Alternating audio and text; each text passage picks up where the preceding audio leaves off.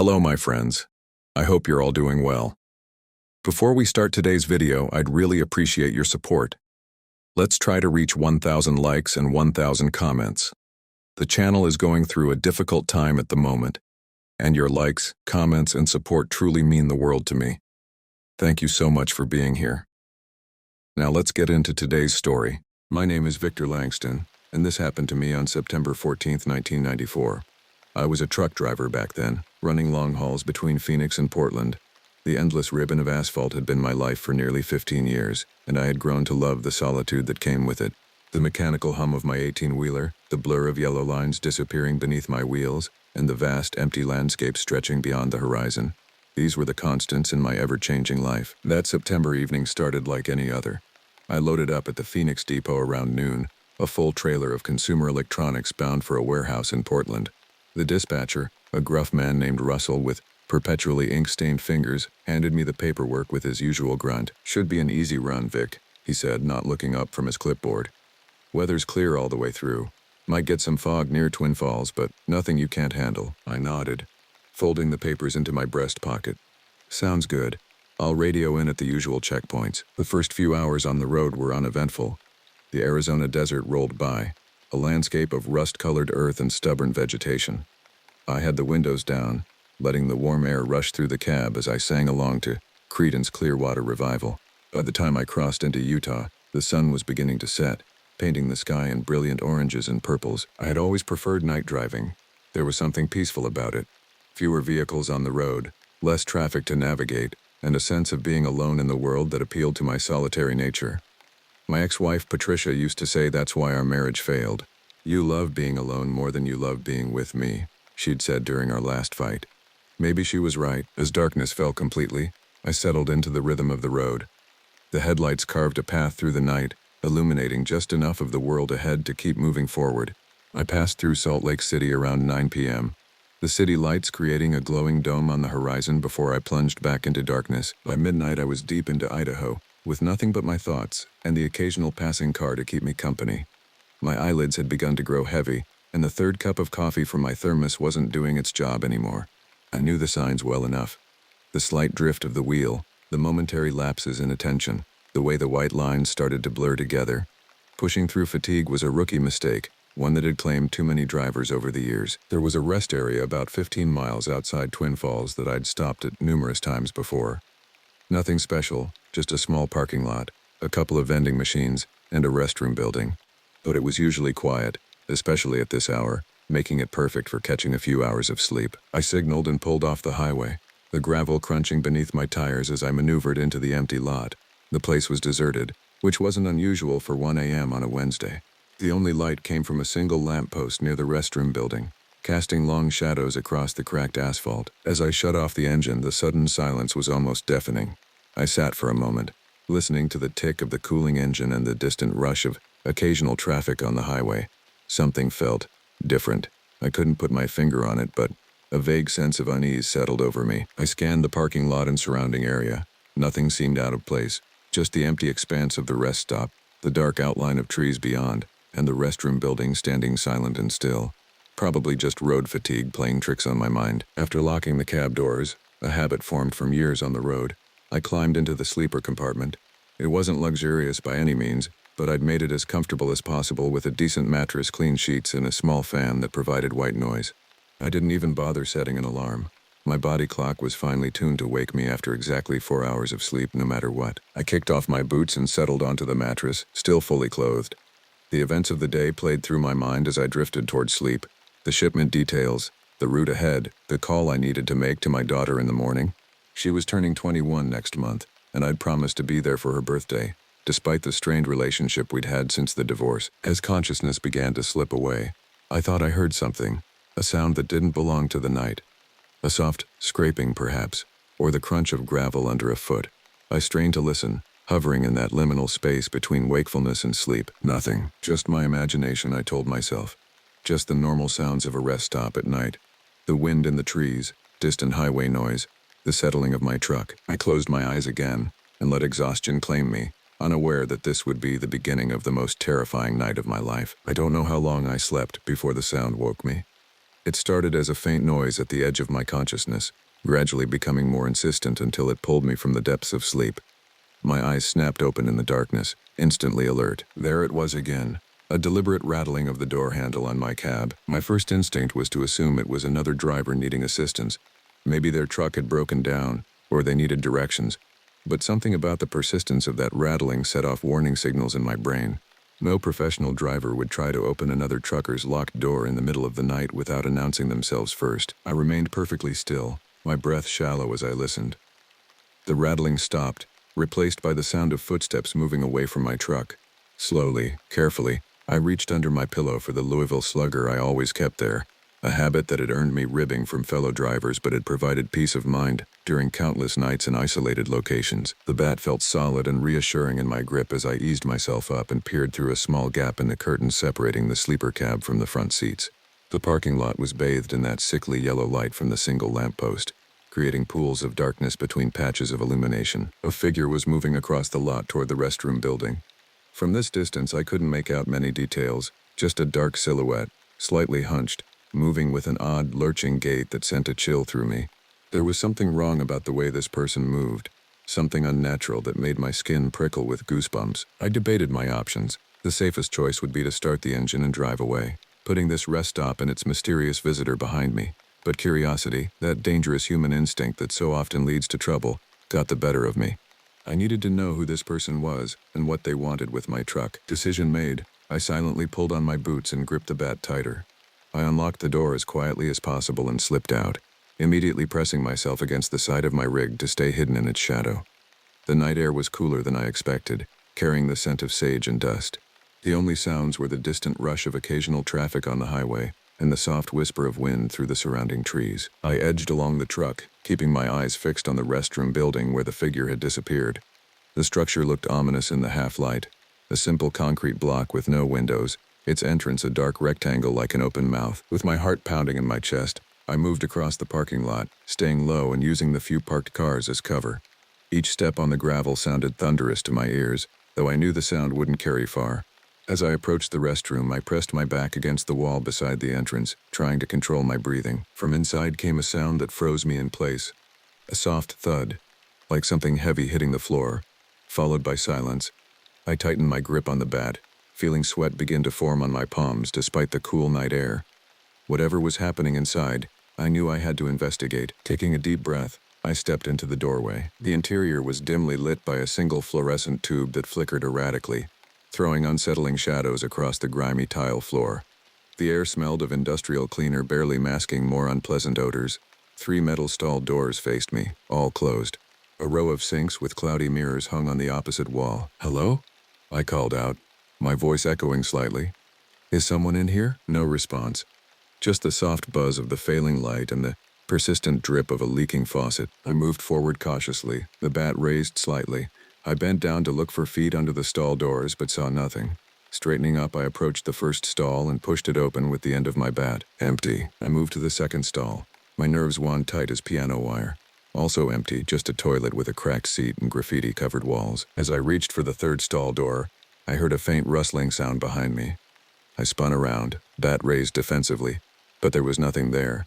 Just the empty restroom, the flickering light, and my own reflection in the spotted mirrors. I turned back to the third stall, took a deep breath, and pushed the door open. Empty. Like the others. Relief washed over me, quickly followed by confusion. I was certain I'd seen someone enter this building, and I'd heard noises just moments ago. Where had they gone? As I turned to leave, something caught my eye in the mirror.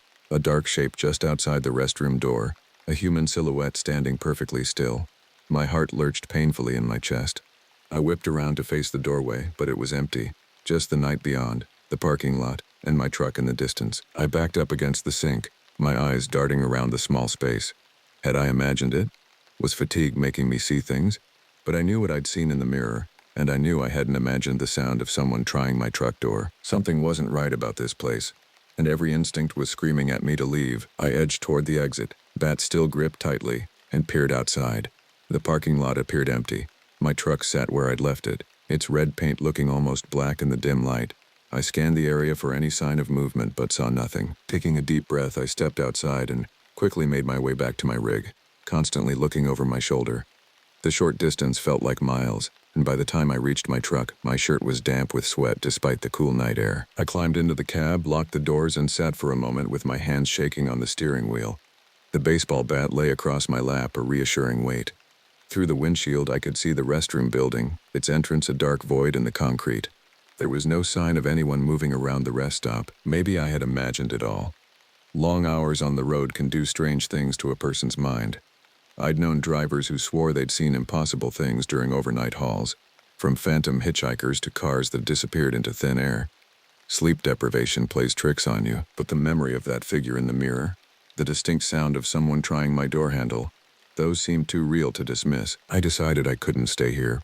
Whether my midnight visitor was a drifter looking for something to steal or something more sinister, I wasn't going to sit around waiting to find out. There was a proper truck stop about 30 miles ahead, where there would be other drivers, bright lights, and safety in numbers. I started the engine, the familiar rumble providing some comfort. As the headlights cut through the darkness, I scanned the area one more time. Nothing moved in their beams, just empty asphalt in the silent restroom building. I put the truck in gear and pulled away from the rest stop, my eyes constantly checking the mirrors. As the highway opened up before me, I began to breathe more easily. Whatever had happened back there was behind me now. Soon I'd be at the truck stop, surrounded by other people, and this strange incident would make for nothing more than an interesting story to tell over coffee. But as I settled into the rhythm of the road, a new light appeared in my rearview mirror.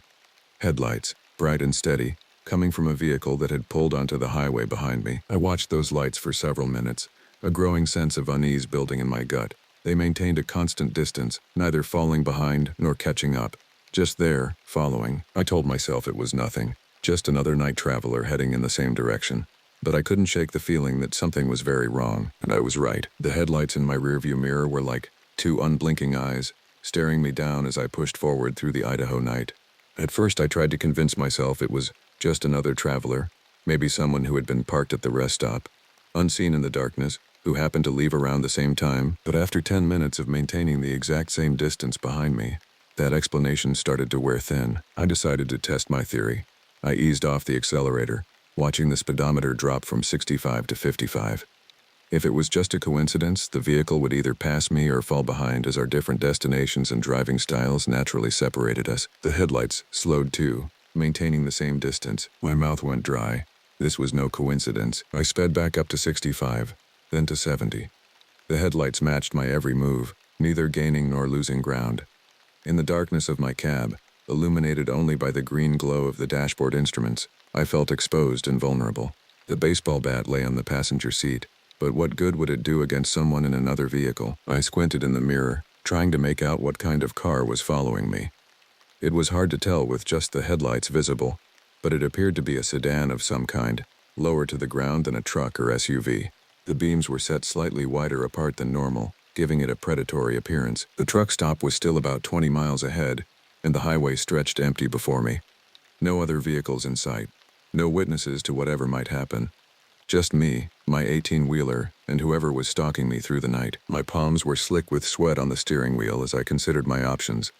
I could try to outrun them, but a fully loaded semi is no match for a car in terms of speed.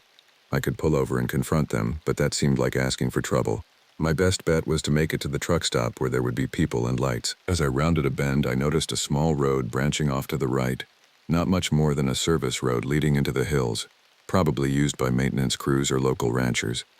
It wasn't on my planned route, but in that moment, it offered something valuable: uncertainty.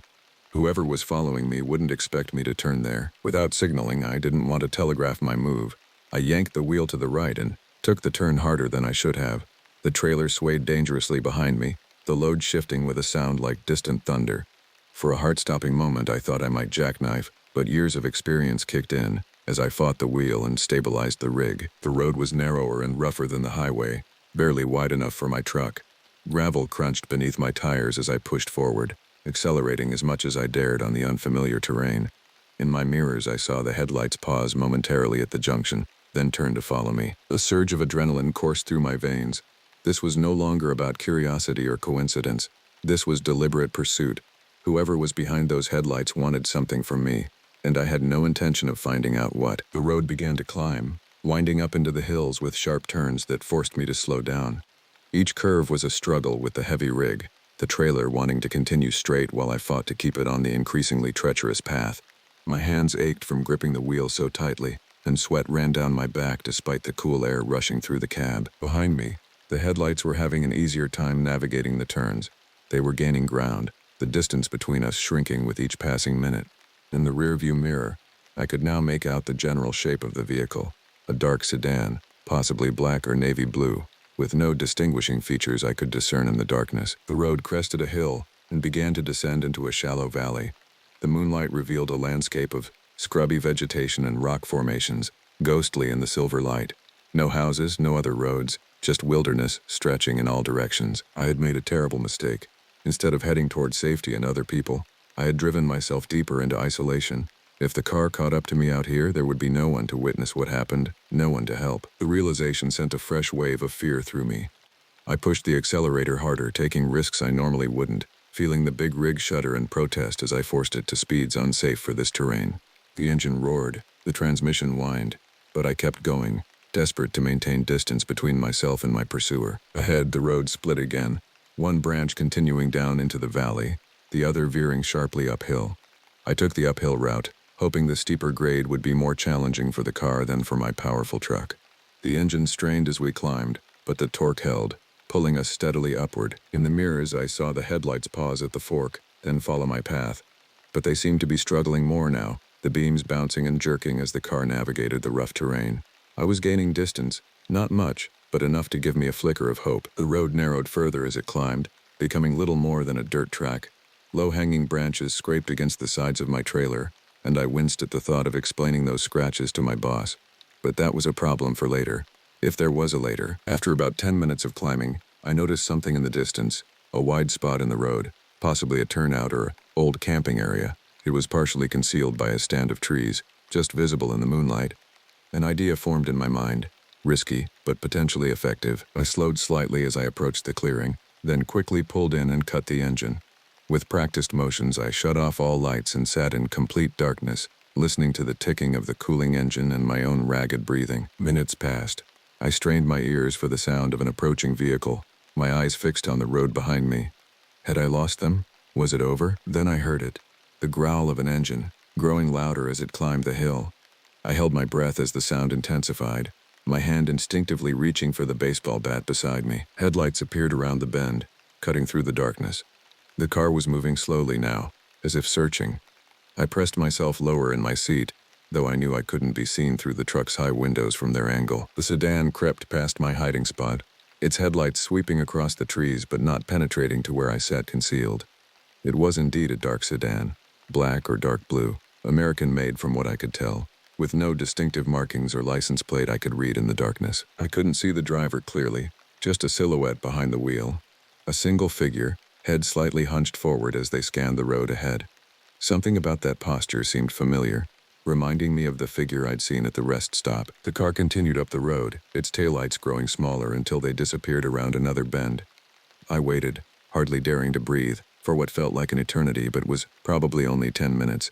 No sign of the car returning. Relief flooded through me, but I knew I wasn't safe yet. I needed to get back to the highway, to civilization and other people. Starting the engine would announce my presence if the driver was still nearby, but I had no choice. I turned the key, wincing at the loud rumble that broke the night silence. Without turning on my headlights, a dangerous move but necessary, I eased back onto the road and began to descend the way I had come. I drove by moonlight alone, straining to see the path ahead, while constantly checking my mirrors for any sign of those pursuing headlights. The descent seemed to take forever, each curve and dip in the road a potential disaster in the dim light. But gradually, the terrain began to level out, and I recognized landmarks from earlier. The fork in the road, a distinctive rock formation, a dead tree struck by lightning. I was heading back toward the highway. As I approached the junction with the main road, I finally allowed myself to turn on the headlights. The highway stretched empty in both directions, no sign of the mysterious sedan. I pulled back onto the asphalt with a sense of profound relief, the familiar smooth surface a welcome change from the rough dirt track. The truck stop was still ahead, its promise of safety and human contact now more appealing than ever. I pushed the accelerator down, eager to reach it but kept vigilant, checking my mirrors every few seconds for any sign of pursuit. None came. The road behind remained empty all the way to the truck stop, its neon sign a beacon of safety in the night. The parking lot was half full, not busy, but enough other vehicles to provide the comfort of witnesses. I pulled into a space near the front of the building, under the bright security lights, and shut off the engine. For several minutes I just sat there, hands still gripping the wheel, letting the adrenaline slowly drain from my system. My shirt was soaked with sweat, and my muscles ached from tension. But I was safe, at least for now. I grabbed my bat and climbed out of the cab, locking it securely behind me. The cool night air felt good on my face as I walked toward the brightly lit building, its windows revealing the comforting side of other people going about their normal late-night routines. As I reached the door, I couldn't help looking back at the dark highway stretching into the distance. Somewhere out there, someone had tried to follow me. Someone who had first tried to get into my truck at the rest stop.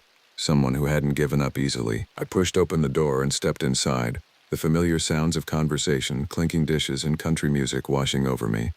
But even surrounded by light and people, I couldn't shake the feeling that this wasn't over. Whatever, or whoever, had been pursuing me was still out there in the darkness, and I couldn't help but wonder if they were waiting for me to get back on the road. I didn't sleep that night. Not really. I dozed fitfully in my truck, parked under the brightest light in the truck stop lot, waking at every sound and movement outside. By the time dawn broke, streaking the sky with pale pink and gold, my eyes felt like they were lined with sandpaper, and my head throbbed with a dull, persistent ache. The events of the night kept replaying in my mind. The figure at the rest stop, the chase along the dirt road, the dark sedan with its relentless headlights. None of it made sense. Why would someone target a random truck driver? What could they possibly want from me? As the sky lightened fully, I made my way into the truck stop restaurant, drawn by the smell of coffee and the promise of normality. The place was starting to fill with the morning crowd, drivers getting ready to hit the road, locals stopping in for breakfast before work. I took a booth near the back, facing the door out of newfound paranoia. The waitress, a middle-aged woman with tired eyes and a kind smile, brought me coffee without asking. "You look like you need this, honey," she said, filling my cup to the brim. "Rough night?" I nodded, wrapping my hands around the warm mug. "You could say that." She gave me a sympathetic look and took my breakfast order, eggs, bacon, toast. Simple, familiar food that I hoped would ground me back in reality. As I sipped my coffee, I noticed another driver watching me from the counter. He was an older man, probably in his 60s, with a weathered face and thick gray hair pulled back in a ponytail.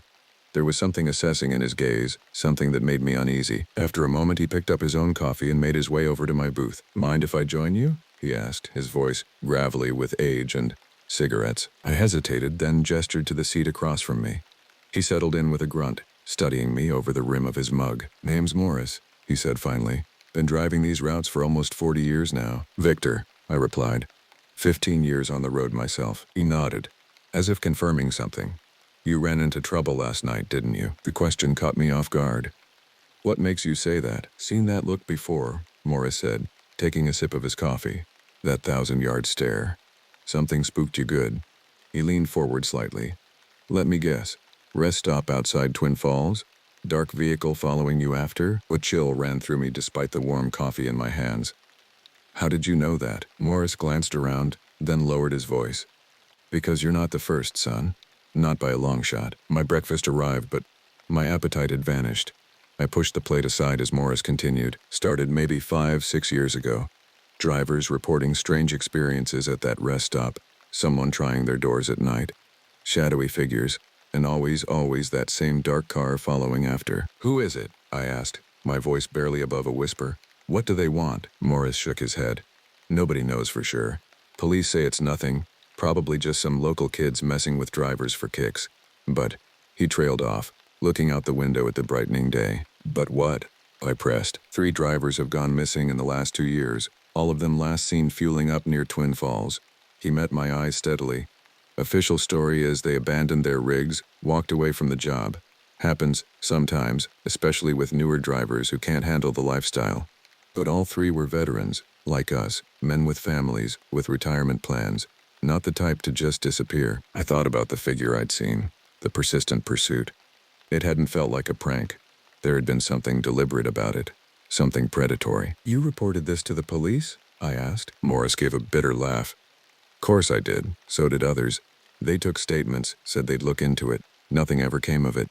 Local sheriff thinks it's just truck stop myths. Stories drivers tell to keep themselves awake on long hauls." The waitress refilled our cups, giving Morris a familiar nod. When she was gone, he continued, his voice even lower. There's talk among the older drivers. They say it's someone who lost family to a truck accident years ago, out for revenge, targeting random drivers. Others say it's something worse. He paused. I don't put much stock in ghost stories, but whatever, or whoever is out there, they're dangerous. Why are you telling me this? I asked, though I already knew the answer. Because you survived an encounter, Morris said simply. Most who get followed just get scared, pull into a truck stop like this, and that's the end of it. But a few, he sighed, a few decide to investigate, to figure out what's going on. Those are the ones who don't come back. I thought about my decision to check the restroom building instead of just driving away. How close had I come to being one of those who didn't return? My advice? Morris continued. Finish your delivery in Portland and request routes that keep you away from this stretch of I-84. At least for a while. Let whatever this is blow over. He drained his coffee and stood up, dropping a few bills on the table.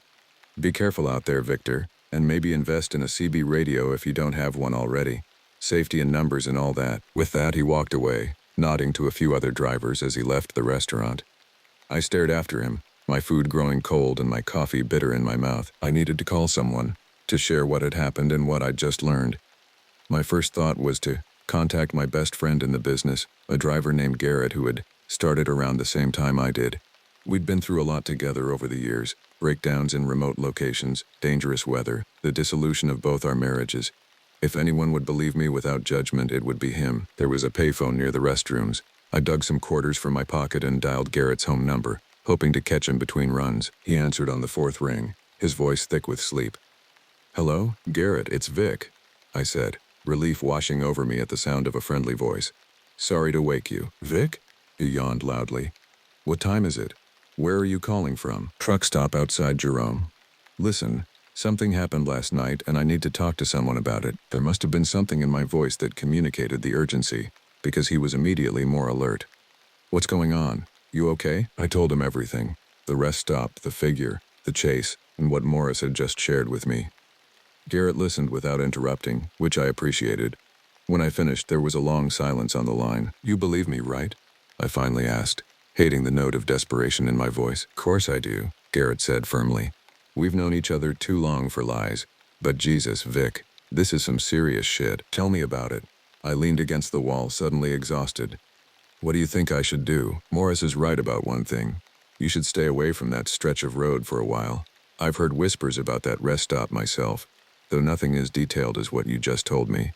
Drivers avoiding it, especially at night. Why hasn't anyone done anything about it? I demanded, frustration rising. If drivers are disappearing, you know how it is. Garrett cut in. Truckers are invisible until something goes wrong. Then we're the villains. Nobody pays much attention when one of us goes missing. Especially with no bodies, no evidence of foul play. He was right, and we both knew it.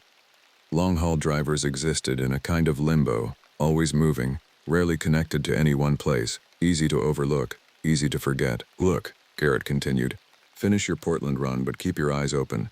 Don't stop anywhere isolated. Stick to well-lit areas with other people around. And when you get back, maybe take some local routes for a while.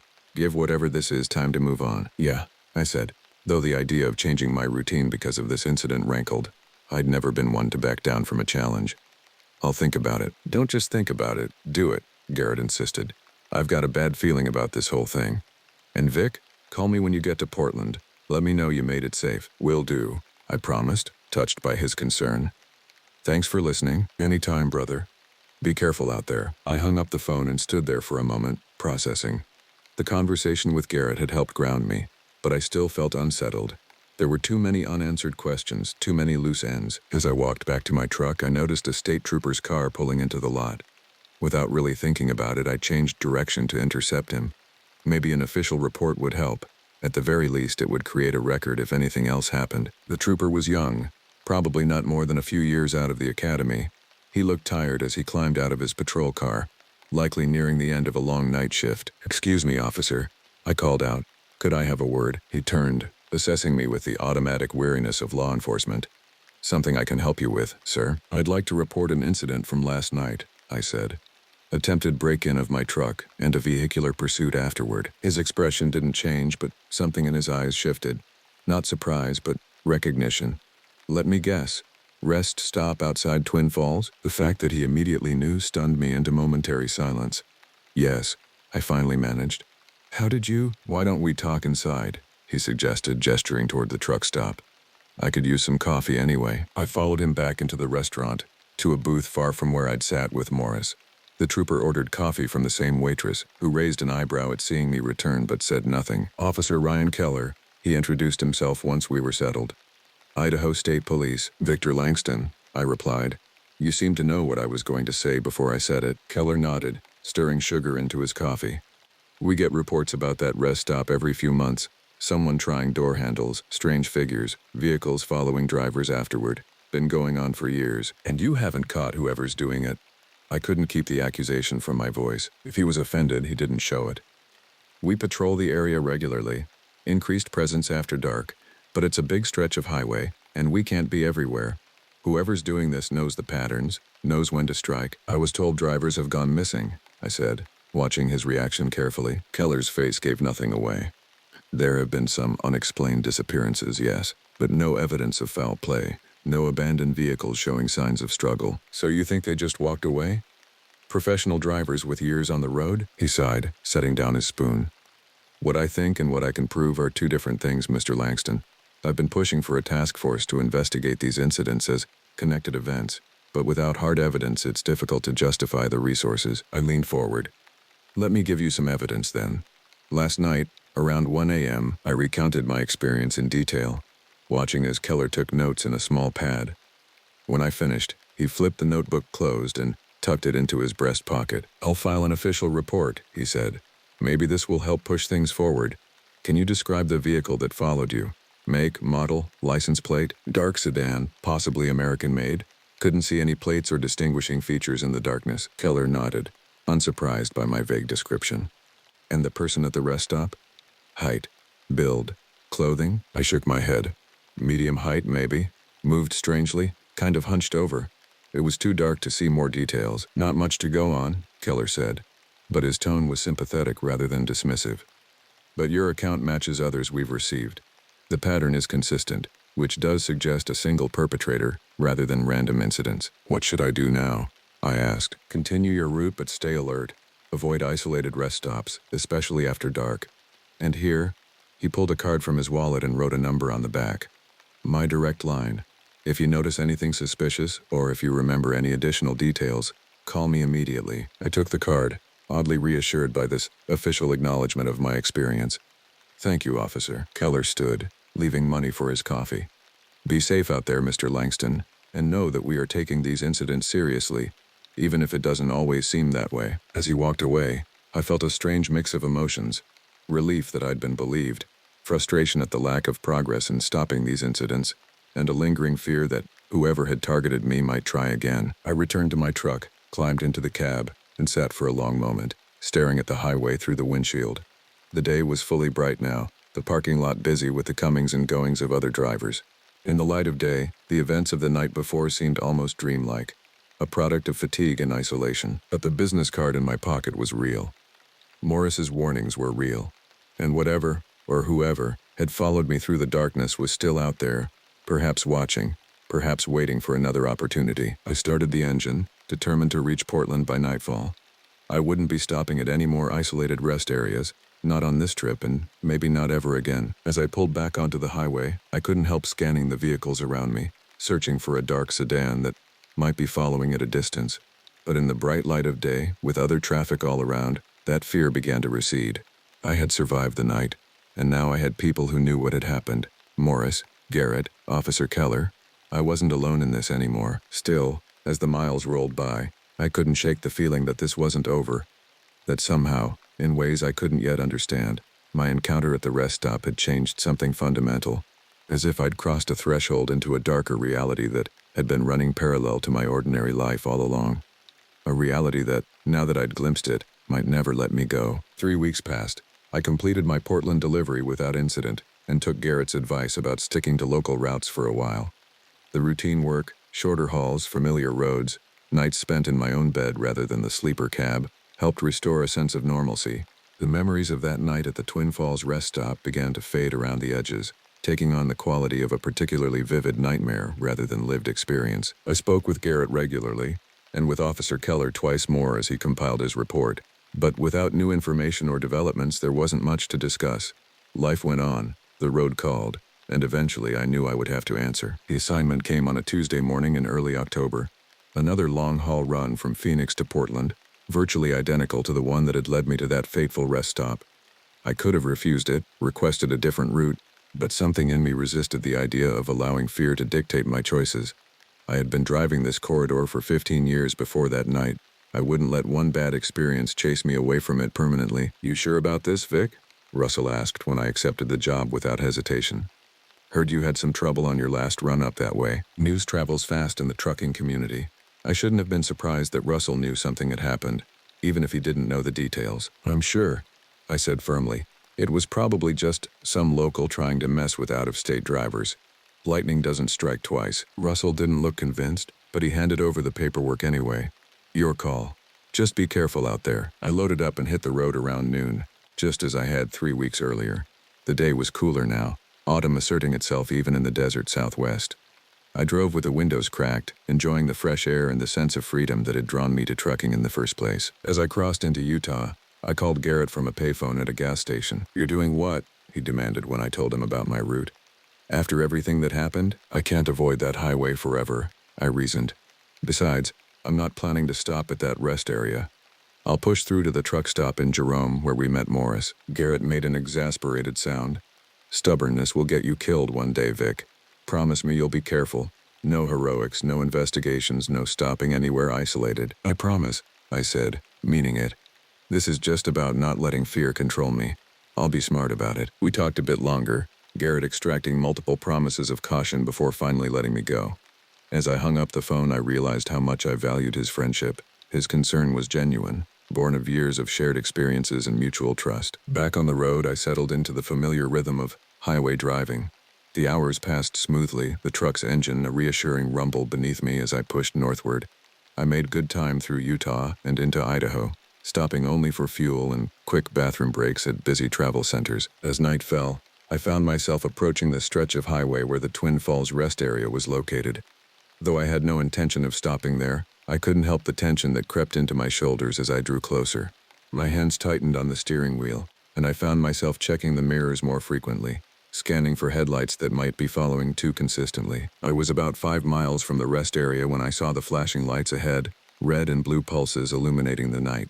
As I drew closer, I could make out several police cars, their light bars creating a kaleidoscope of color on the asphalt.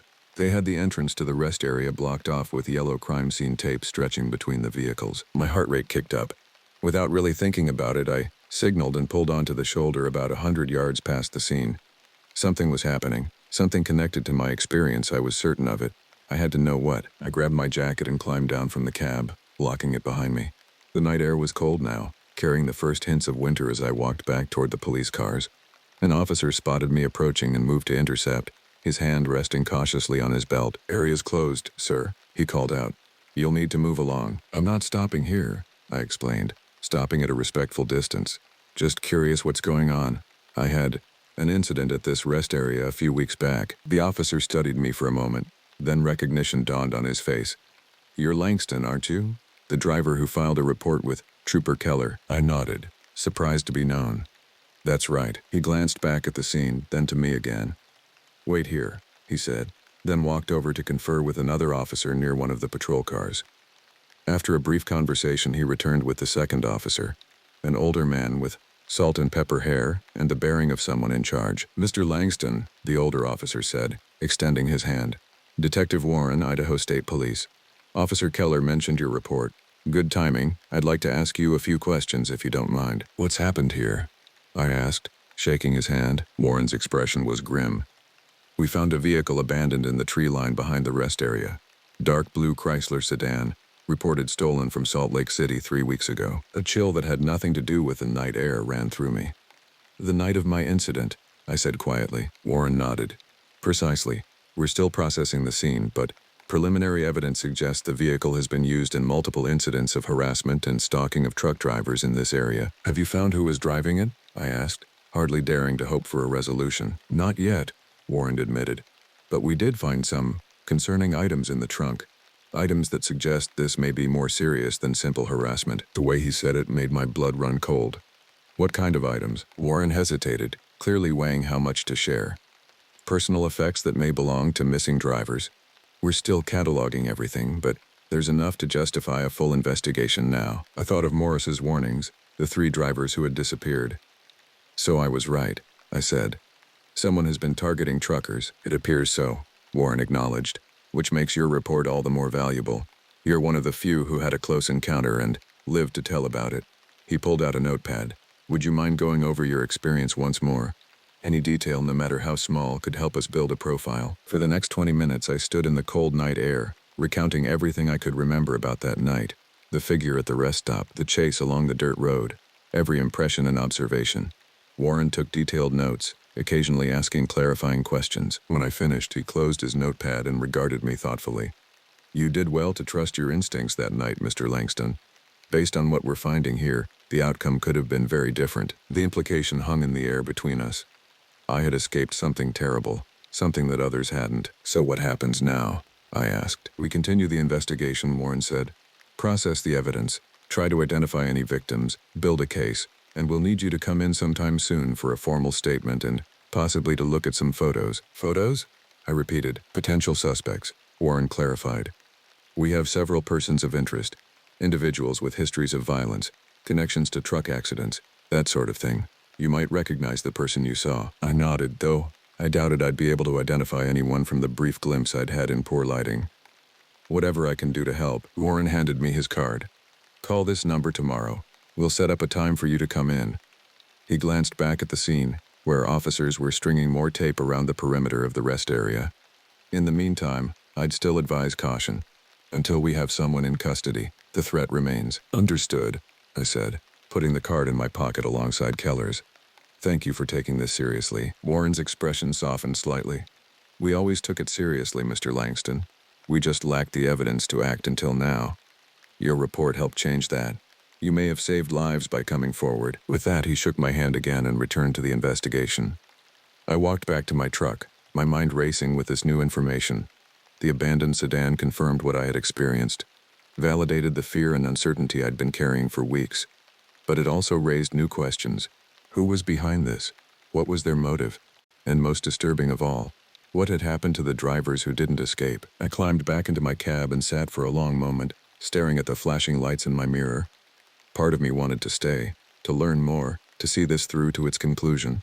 But I had a delivery to make, and Warren would contact me when they needed me. The best thing I could do now was continue on my way and let the professionals do their job. I started the engine and pulled back onto the highway, driving past the rest area without stopping. As the police lights faded in my mirrors, I felt a strange mix of emotions, relief that the investigation was progressing, unease at the confirmation of danger, and a lingering dread that seemed reluctant to release its grip on me. The truck stop in Jerome appeared ahead, its lights a welcome sight in the darkness. I pulled in and parked, too wired from my conversation with Detective Warren to sleep yet. I needed to talk to someone, to process what I'd learned. I called Garrett from the payphone, waking him up again but knowing he wouldn't mind given the circumstances. As I recounted my conversation with Warren and the discovery of the abandoned car, Garrett listened in silence. Jesus, he said when I finished. So it was real, all of it. Very real, I confirmed. And apparently worse than we thought. What are you going to do now? He asked. Complete this run, then go back to meet with the investigators. Help them however I can. I hesitated. And then, I don't know, get back on the road, I guess. Life goes on. After what you've been through, no one would blame you for taking a break, Garrett said gently. Maybe even finding a different line of work. The suggestion irritated me, though I knew it came from a place of concern. And do what? Trucking is all I know, all I've done for 15 years. I'm not going to let some psycho chase me away from my livelihood. Okay, Garrett backpedaled. Just saying you have options, that's all. Your safety matters more than any job. We talked a while longer, making plans to meet up when I returned from Portland. As I hung up the phone, I realized how much this ordeal had affected me. Not just the initial fear, but the lingering hypervigilance. The way I now scanned every parking lot and rest area for potential threats. The tension that crept into my body whenever headlights appeared in my mirrors and stayed there too long. Would I ever feel completely safe on the road again? Or had something fundamental changed? Some innocence lost that could never be recovered. I returned to my truck and climbed into the sleeper cab, setting my alarm for 5 hours later. Despite my racing thoughts, exhaustion soon pulled me under into a dreamless sleep. The rest of the journey to Portland passed without incident. I delivered my cargo on schedule, spent a night in a proper motel for a change, and began the return trip. As promised, I called Detective Warren when I reached Twin Falls again. "We've made progress," he told me over the phone. "Found some promising evidence in the vehicle. Can you come to the station tomorrow morning?" I agreed to meet him at 9 a.m. and spent another night in a motel, my sleep restless with anticipation. The next morning, I arrived at the Idaho State Police headquarters to find Warren waiting for me in the lobby. "Thank you for coming in," he said, leading me to a small interview room with a table and 4 chairs. "I have some photographs I'd like you to look at, and then we'll need your formal statement." For the next hour, I looked through dozens of mugshots and driver's license photos, searching for a face that might match the shadowy figure I'd glimpsed at the rest stop. None seemed quite right, though a few had similarities that I noted for Warren. After the photos, I gave my statement, a detailed account of everything that had happened that night, from my arrival at the rest stop to my escape on the dirt road. When I finished, Warren leaned back in his chair with a thoughtful expression. "We've pieced together quite a bit from the evidence in the car," he said.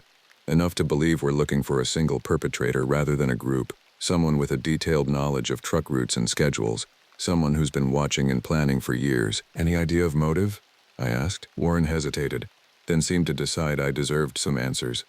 "We found a journal in the vehicle, rambling, often incoherent, but with a clear theme: revenge for a trucking accident that killed the writer's family, wife and daughter apparently. He blames all truck drivers, sees them as collectively responsible." The information settled like a stone in my stomach. "So he's targeting random drivers as revenge?" "That appears to be the case," Warren confirmed. "The journal describes a process: stalking, isolating, then..." He didn't finish the sentence, but he didn't need to. The implication was clear. "And the missing drivers?" I asked, dreading the answer. Warren's expression was grim. "We're expanding our search to remote areas along the dirt road where you lost your pursuer. Based on items found in the vehicle, we believe there may be remains to be recovered." I closed my eyes briefly, a wave of nausea washing over me. Those drivers, men like me with families and futures, gone because they happened to pull into the wrong rest stop on the wrong night. It could so easily have been me among them. "Do you have any suspects?" I asked when I trusted myself to speak again. "We're closing in on someone," Warren said. "A former mechanic who lost his family in an accident with a semi 5 years ago. He disappeared shortly after, dropped off the grid completely. The journal mentions locations that match places he would have known." "So what happens now?" "We continue the investigation, follow every lead. And you," Warren fixed me with a serious look, "you stay vigilant. Until we have this individual in custody, there's a chance he could return. And if he realizes you're helping with the investigation..." He didn't need to finish the thought. I was a witness, potentially a threat to someone who had already demonstrated a willingness to kill. The weight of that realization settled heavily on my shoulders. "I understand," I said. "I'll be careful." Warren walked me out of the station, thanking me again for my cooperation. As I climbed back into my truck, I felt both relieved and unsettled. Relieved that the investigation was progressing, that my experience had been validated and taken seriously, but unsettled by the confirmation of just how close I had come to becoming another victim. In the months that followed, I kept in regular contact with Detective Warren. The investigation progressed. They identified their primary suspect, a man named Howard Gaines, whose wife and 8-year-old daughter had been killed when a semi jackknifed on an icy highway and crushed their car. After the accident, Gaines had seemed to accept the ruling that the trucking company wasn't at fault. Icy conditions, mechanical failure that couldn't have been predicted. But inwardly, his grief had twisted into something dark and vengeful. They found him in January 1995, living in an abandoned hunting cabin in the hills where I had evaded him that night. The cabin was a shrine to his lost family. Photos covering the walls, toys and clothing preserved as if waiting for their owners to return. And maps.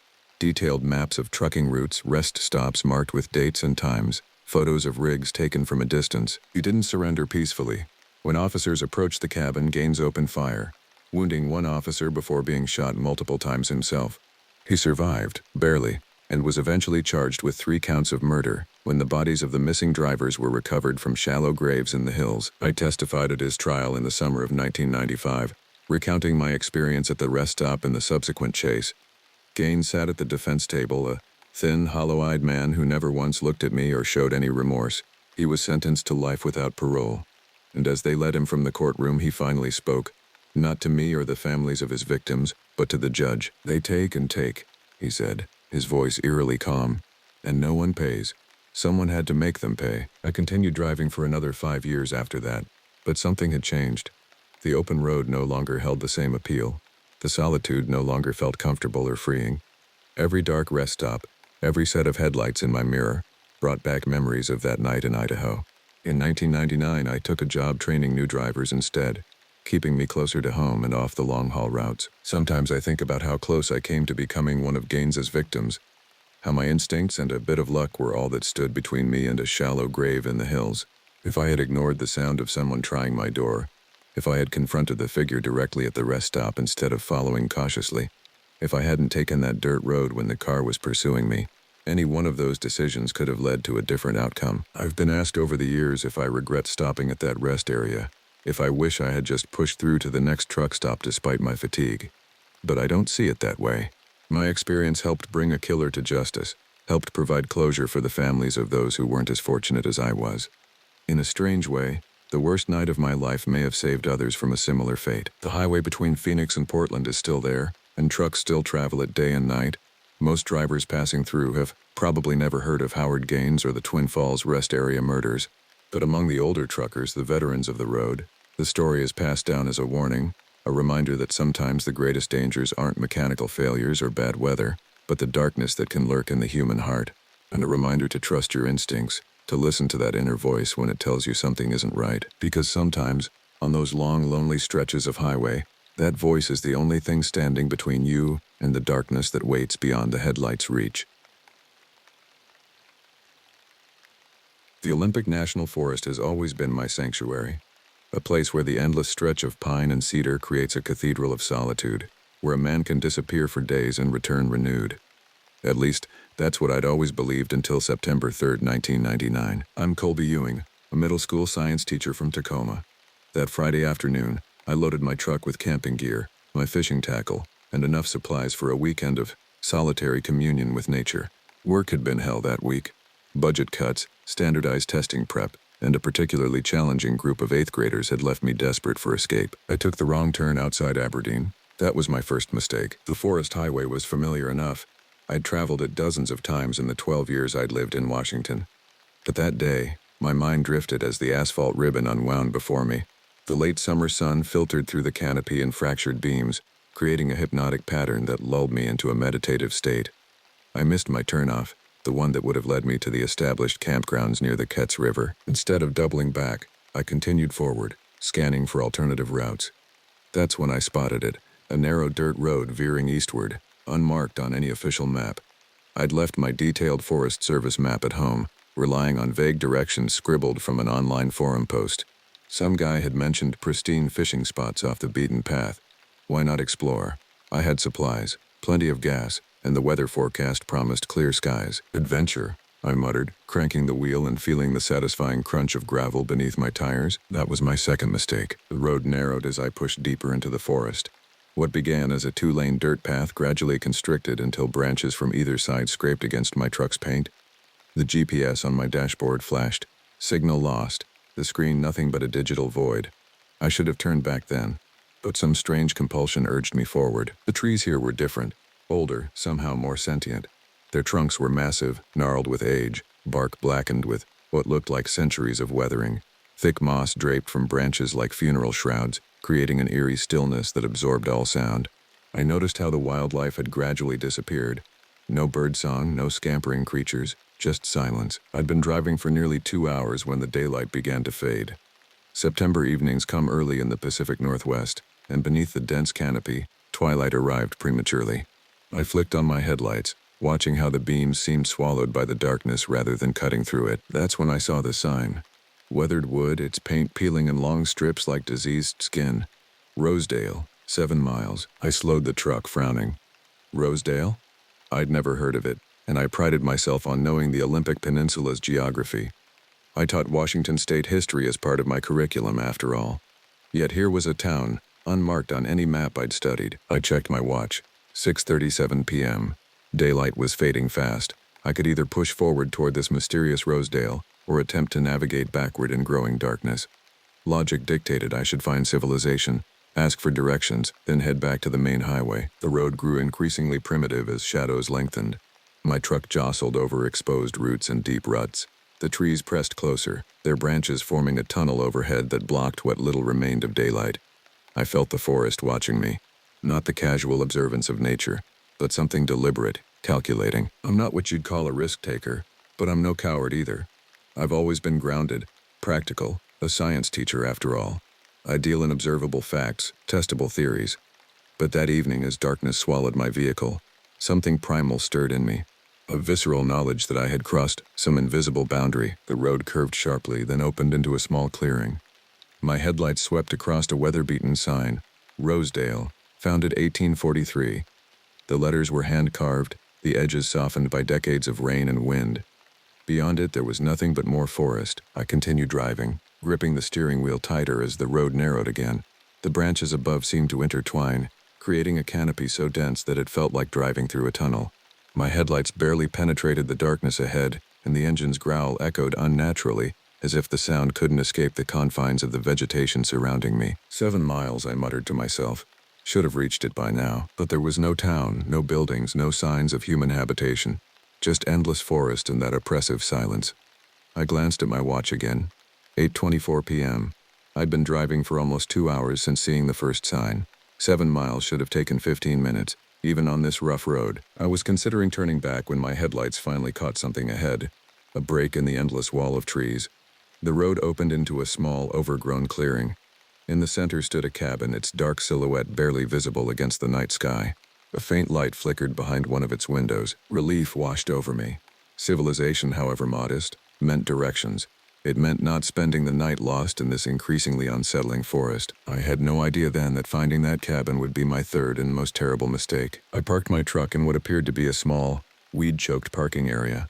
Tall grass and saplings had reclaimed most of the gravel, suggesting that visitors were rare. As I killed the engine, the abrupt silence was disorienting. No crickets chirped, no owls hooted, not even the whisper of wind through the trees. The stillness felt deliberate, as if the forest itself were holding its breath, waiting. I grabbed my flashlight from the glove compartment and stepped out. The air was thick, almost gelatinous, carrying a faint metallic scent beneath the expected pine and earth. My boots crunched on the gravel, the sound obscenely loud in the unnatural quiet. The cabin stood about 50 yards away, a dark, hulking shape against the night sky. A single window glowed with weak yellow light, as if from a candle or oil lamp rather than electricity. The structure seemed to hunch into itself, the roofline sagging in the middle like a spine deformed by age and gravity. As I approached, details emerged under my flashlight beam. Warped clapboards, a porch listing dangerously to one side, windows filmed with decades of grime except for strange clean streaks that looked like someone had dragged their fingers through the dirt. The front door hung slightly ajar, swaying almost imperceptibly though there was no breeze. I hesitated at the bottom of the porch steps, suddenly reluctant. Something felt profoundly wrong about this place. The darkness surrounding the cabin seemed denser than natural night, as if the structure existed in its own pocket of shadow. "Hello?" I called out, my voice sounding thin and insubstantial. "Anyone home? I'm lost and could use some directions." No response came from within, just that flickering light, steady and unaffected by my presence. I climbed the steps, wincing at their protesting creaks. Each board seemed to groan with an almost human quality, like I was treading on something alive. The porch planks felt soft underfoot, rotted through in places. Standing before the door, I noticed strange markings carved into the weathered wood. Symbols I didn't recognize, geometrical patterns that hurt my eyes when I tried to follow their logic. They seemed ancient, yet the cuts looked fresh, the exposed wood pale against the darkened surface. I knocked. 3 sharp raps that echoed within. "Hello? I don't mean to disturb you, but I could really use some help." The door swung inward another few inches, revealing a slice of the interior. The movement wasn't the result of my knocking. It felt deliberate, an invitation. I should have returned to my truck then. Everything in my body screamed danger. But curiosity, that damnable human trait, pushed me forward. I eased the door open wider, the hinges wailing as if in warning. "Anyone home?"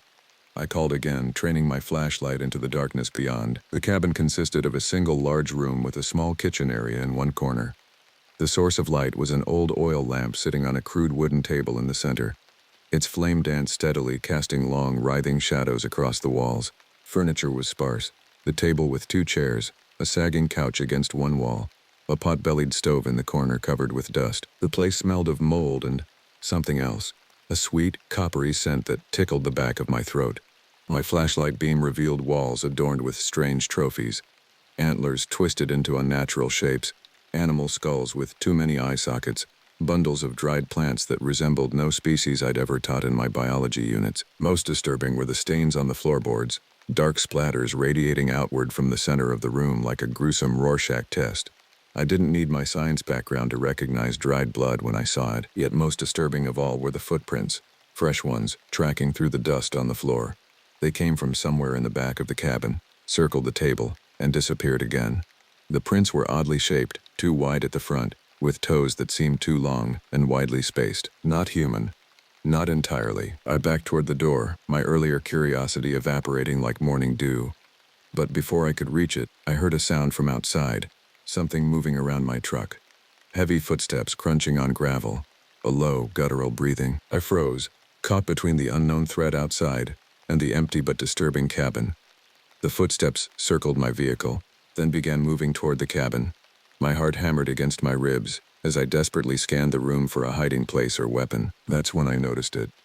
A trap door in the floor near the back wall, its outline barely visible beneath a threadbare rug that had been partially pushed aside. Fresh handprints in the dust surrounded it. The footsteps reached the porch. The old boards creaked under substantial weight. In blind panic, I darted behind the door, pressing myself against the wall. The footsteps stopped just outside. I could hear breathing, wet, labored, as if through malformed lungs. A shadow fell across the threshold, impossibly large and strangely proportioned. I held my breath, my fingers white-knuckled around my flashlight, the only potential weapon I had. The shadow withdrew. The footsteps moved away, circling around to the side of the cabin. I exhaled shakily, my legs trembling with adrenaline. That moment of relief was shattered by a tremendous crash from the rear of the cabin. The sound of glass breaking, wood splintering. Something had forced its way in through a back window or door. I bolted for the front door, but before I could reach it, a massive form hurtled through the shadows and slammed into me from behind. I crashed to the floor, the impact knocking the flashlight from my grip. It rolled away, its beam creating wild, dancing shadows as it spun. A weight pressed down on my back, hot, fetid breath against my neck. Rough hands flipped me over, and I found myself staring up into a face that would haunt me for the rest of my days. The face hovering above mine belonged to a man, if that word could still apply. His features were a grotesque parody of humanity, as if someone with only a passing familiarity with human anatomy had attempted to sculpt a face from clay. His jaw jutted too far forward, misaligned and oversized, filled with jagged teeth spaced unevenly like broken fence posts. His nose had collapsed into a flat, porcine snout with flared nostrils that dripped constantly, but it was his eyes that truly horrified me. Bulbous, yellowish orbs that protruded slightly from deep-set sockets, with pupils that contracted into vertical slits in the lamplight. He wore no shirt, exposing a torso covered in a patchwork of scars, some surgical in their precision, others ragged and infected-looking. His skin had an unhealthy pallor, like meat left too long in a refrigerator, and seemed to hang loosely on his frame as if it belonged to a larger person. He made a sound, not speech, but a series of clicks and wet gurgles that originated somewhere deep in his malformed throat. His breath washed over me, smelling of rot and raw meat. I struggled beneath him, but his strength was extraordinary. One hand pinned both my wrists above my head while the other explored my face with disturbing curiosity, dirty fingernails tracing my features as if memorizing them. "Let me go!" I shouted, my voice cracking with terror. "Please, I'm just lost. I didn't mean to trespass." The creature, I couldn't think of him as a man anymore, tilted his head at the sound of my voice, eyes widening with what might have been delight. He mimicked my mouth movements silently, then leaned closer, inhaling deeply as if savoring my scent. From the shadows at the edges of the room, movement caught my eye. Two more figures emerged, drawn by my shouts. They were similarly deformed, but with variations that suggested different strains of the same sickness. One was rail-thin, limbs elongated to impossible proportions, joints bulging like tumorous growths. The other was squat and powerful, with a torso too broad for its stunted legs, forcing it to waddle rather than walk. All three wore remnants of clothing, torn jeans, fragments of flannel shirts, suggesting they had once been ordinary people, or at least had access to human habitation. But whatever humanity they might have once possessed had long since been buried beneath physical deformity and I was beginning to realize mental degradation. The one pinning me made another series of guttural sounds. The thin one responded with similar noises, approaching with a shuffling gait. Together they hauled me to my feet, their grips bruisingly tight. "What do you want?" I gasped, still struggling despite the futility. "Please, I have money in my truck. Take it, take anything." The squat one let out a sound that might have been laughter, a wheezing, phlegmy bark that sent shivers down my spine. It approached, reaching out with hands that seemed too large for its arms, fingers splayed to reveal thick, yellowed nails that curved like claws. My scientific mind, even in the midst of terror, couldn't help but analyze. These weren't merely inbred hillbillies or backwoods degenerates.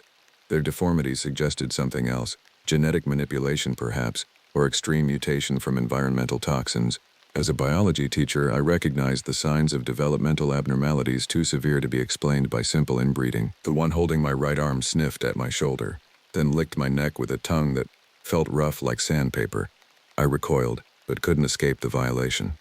It made an appreciative sound, then gestured toward the back of the cabin, the trapdoor. They were taking me to the trapdoor. "No," I said, my voice steadier than I felt. "No, you can't do this. People will look for me. The school, my sister, they know where I was going." This was a lie. No one knew my exact route. I'd told my sister I was heading to the Olympics for the weekend, but hadn't specified where. I was a grown man on a solo camping trip. No one would miss me until Monday at the earliest. My captors seemed unimpressed by my bluff. The first one, the one with the misshapen jaw that I was beginning to think of as their leader, stepped to the center of the room and knelt beside the partially exposed trapdoor. He hooked gnarled fingers around a metal ring and heaved upward. The door lifted with a groan of protesting hinges, revealing a rectangle of perfect darkness below. A rush of fetid air escaped, carrying with it a stench so profound that I gagged immediately, the unmistakable smell of decay, of flesh left to rot in enclosed spaces. I fought then, with the desperate strength of someone who knows what awaits them is worse than death. I managed to wrench one arm free, swinging wildly and connecting with the thin one's face. It squealed, a high, pig-like sound, and staggered back, but the squat one immediately seized my freed arm, bending it behind my back until I felt something pop in my shoulder. White-hot pain lanced through me, momentarily blinding. When my vision cleared, they were dragging me toward the open trapdoor. I could see nothing below, just an impenetrable darkness that promised horrors beyond imagination. "Help!" I screamed, knowing it was useless but unable to stop myself. "Somebody help me!" My voice echoed in the cabin, mocking me with its futility. There was no one for miles who could hear, no one except these things that had once been human. The leader descended first, climbing down what appeared to be a crude ladder. The other two maneuvered me to the edge, forcing me to look down into that lightless pit. The leader had disappeared completely, but I heard him moving below, and then a faint light bloomed, another oil lamp being lit. What it revealed turned my blood to ice. The basement stretched beneath the entire cabin, a cavernous space with a packed earth floor and rough stone walls that glistened with moisture. But it wasn't the structure itself that horrified me. It was what they'd done with it. The chamber was a charnel house, a museum of human suffering curated by minds that had slipped far beyond sanity. Bones were everywhere, not scattered haphazardly, but arranged with perverse artistic intent. Femurs and tibias had been lashed together to form lattice-like structures against the walls. Rib cages hung from the ceiling like macabre chandeliers. Skulls had been stacked into precarious towers in the corners, their empty eye sockets seeming to watch my descent with hollow sympathy. At the center of this ossuary stood a metal table, an operating table, I realized with mounting horror. Its surface was stained dark with substances I refused to name, and leather restraints hung from each corner. Surrounding it were crude surgical instruments arranged on a smaller table, rusted saws, hammers, chisels, a collection of knives ranging from hunting blades to what looked like a butcher's cleaver. As my feet touched the earth floor, my knees buckled. Only the iron grips of my captors kept me upright. The stench was overwhelming. Feces, urine, blood, and the sweet sour smell of decomposition formed a miasma so thick it seemed to have physical weight. Against one wall stood a row of large glass jars, their contents floating in cloudy liquid. Even in the dim light, I could make out human organs, hearts, livers, what might have been brains. Some contained things I couldn't identify, masses of tissue with hair or teeth growing from impossible places. "Please," I whispered, no longer shouting. There was no point. "Why are you doing this?" The leader approached me slowly, his misshapen head tilted in what might have been curiosity. He reached out and pinched the flesh of my forearm, nodding appreciatively at its elasticity. Then he made that series of clicks and gurgles again, addressing the others. They responded with similar sounds, and then began dragging me toward the metal table. I fought again, but my injured shoulder screamed with pain at the slightest resistance. Still, terror gave me strength. I managed to slam my boot into the knee of the thin one, causing it to release my arm with a shriek. For a brief, wild moment, I thought I might break free. But the leader's hand shot out, closing around my throat with crushing force. He lifted me off the ground by my neck, and slammed me down onto the metal table. The impact knocked the wind from my lungs, left me gasping and disoriented as they secured the leather restraints around my wrists and ankles. Panic exploded through me, a nuclear blast of adrenaline that accomplished nothing against the unyielding bindings. I thrashed and bucked, the table creaking beneath me but holding firm. The leather bit into my skin as I strained against it, blood slicking my wrists. The three creatures moved around the table, examining me with the detached interest of scientists studying a specimen. The leader prodded my chest, my stomach, my thighs, making appreciative noises. The thin one hovered near my head, its elongated fingers tracing the contours of my face, lingering over my eyes in a way that made me clench them shut in terror. The squat one had moved to the instrument table and was methodically testing the edges of the knives, holding them up to the lamplight, selecting and discarding various options like a chef preparing for a complex dish. My mind flooded with grotesque images, these creatures butchering me alive, harvesting my organs while I screamed, adding my bones to their grisly collection. Were they going to eat me? Experiment on me? Both? The leader leaned close, his face inches from mine. His breath was hot, moist, reeking of putrefaction. He opened his mouth, revealing a tongue that had been split down the middle like a snake's. From his throat came a sound, not the clicks and gurgles of before, but an attempt at speech. Inner, he rasped, the word malformed but unmistakable. I felt something warm spreading beneath me, and realized, with distant shame, that I'd lost control of my bladder. The leader noticed, too, wrinkling his nose in disgust. Please, I begged, my voice barely audible. I'm a teacher. I have students, people who care about me. He tilted his head, and for a brief insane moment I thought I saw something like recognition flicker in those inhuman eyes. A remnant of empathy, perhaps, buried beneath years of devolution. But then it was gone, replaced by a hungry gleam that extinguished any hope. He straightened and gestured to the squat one, who approached with a wicked-looking boning knife. The leader took the knife, testing its weight in his hand. He brought it to my cheek, pressing just hard enough to dimple the skin without breaking it. His eyes watched my reaction with clinical interest. Please don't, I whispered. He dragged the knife down to my throat, then to my chest, stopping over my heart. I could feel its point through my shirt, a single sharp pressure that threatened to become the first of many mortal wounds. I closed my eyes, certain these would be my final moments.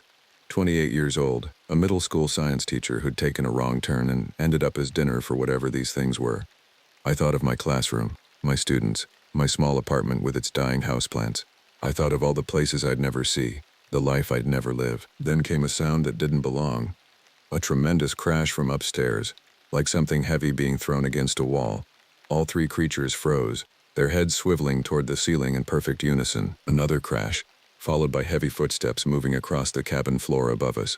Then a voice, human, male, commanding, "Get the hell out here." The creatures exchanged glances, their expressions shifting from confusion to something that looked remarkably like fear.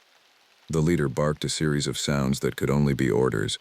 The thin one immediately scrambled up the ladder, while the squat one retreated into the shadows of the basement, disappearing behind what looked like a crude door set into the stone wall. The leader hesitated, looking down at me with what might have been regret.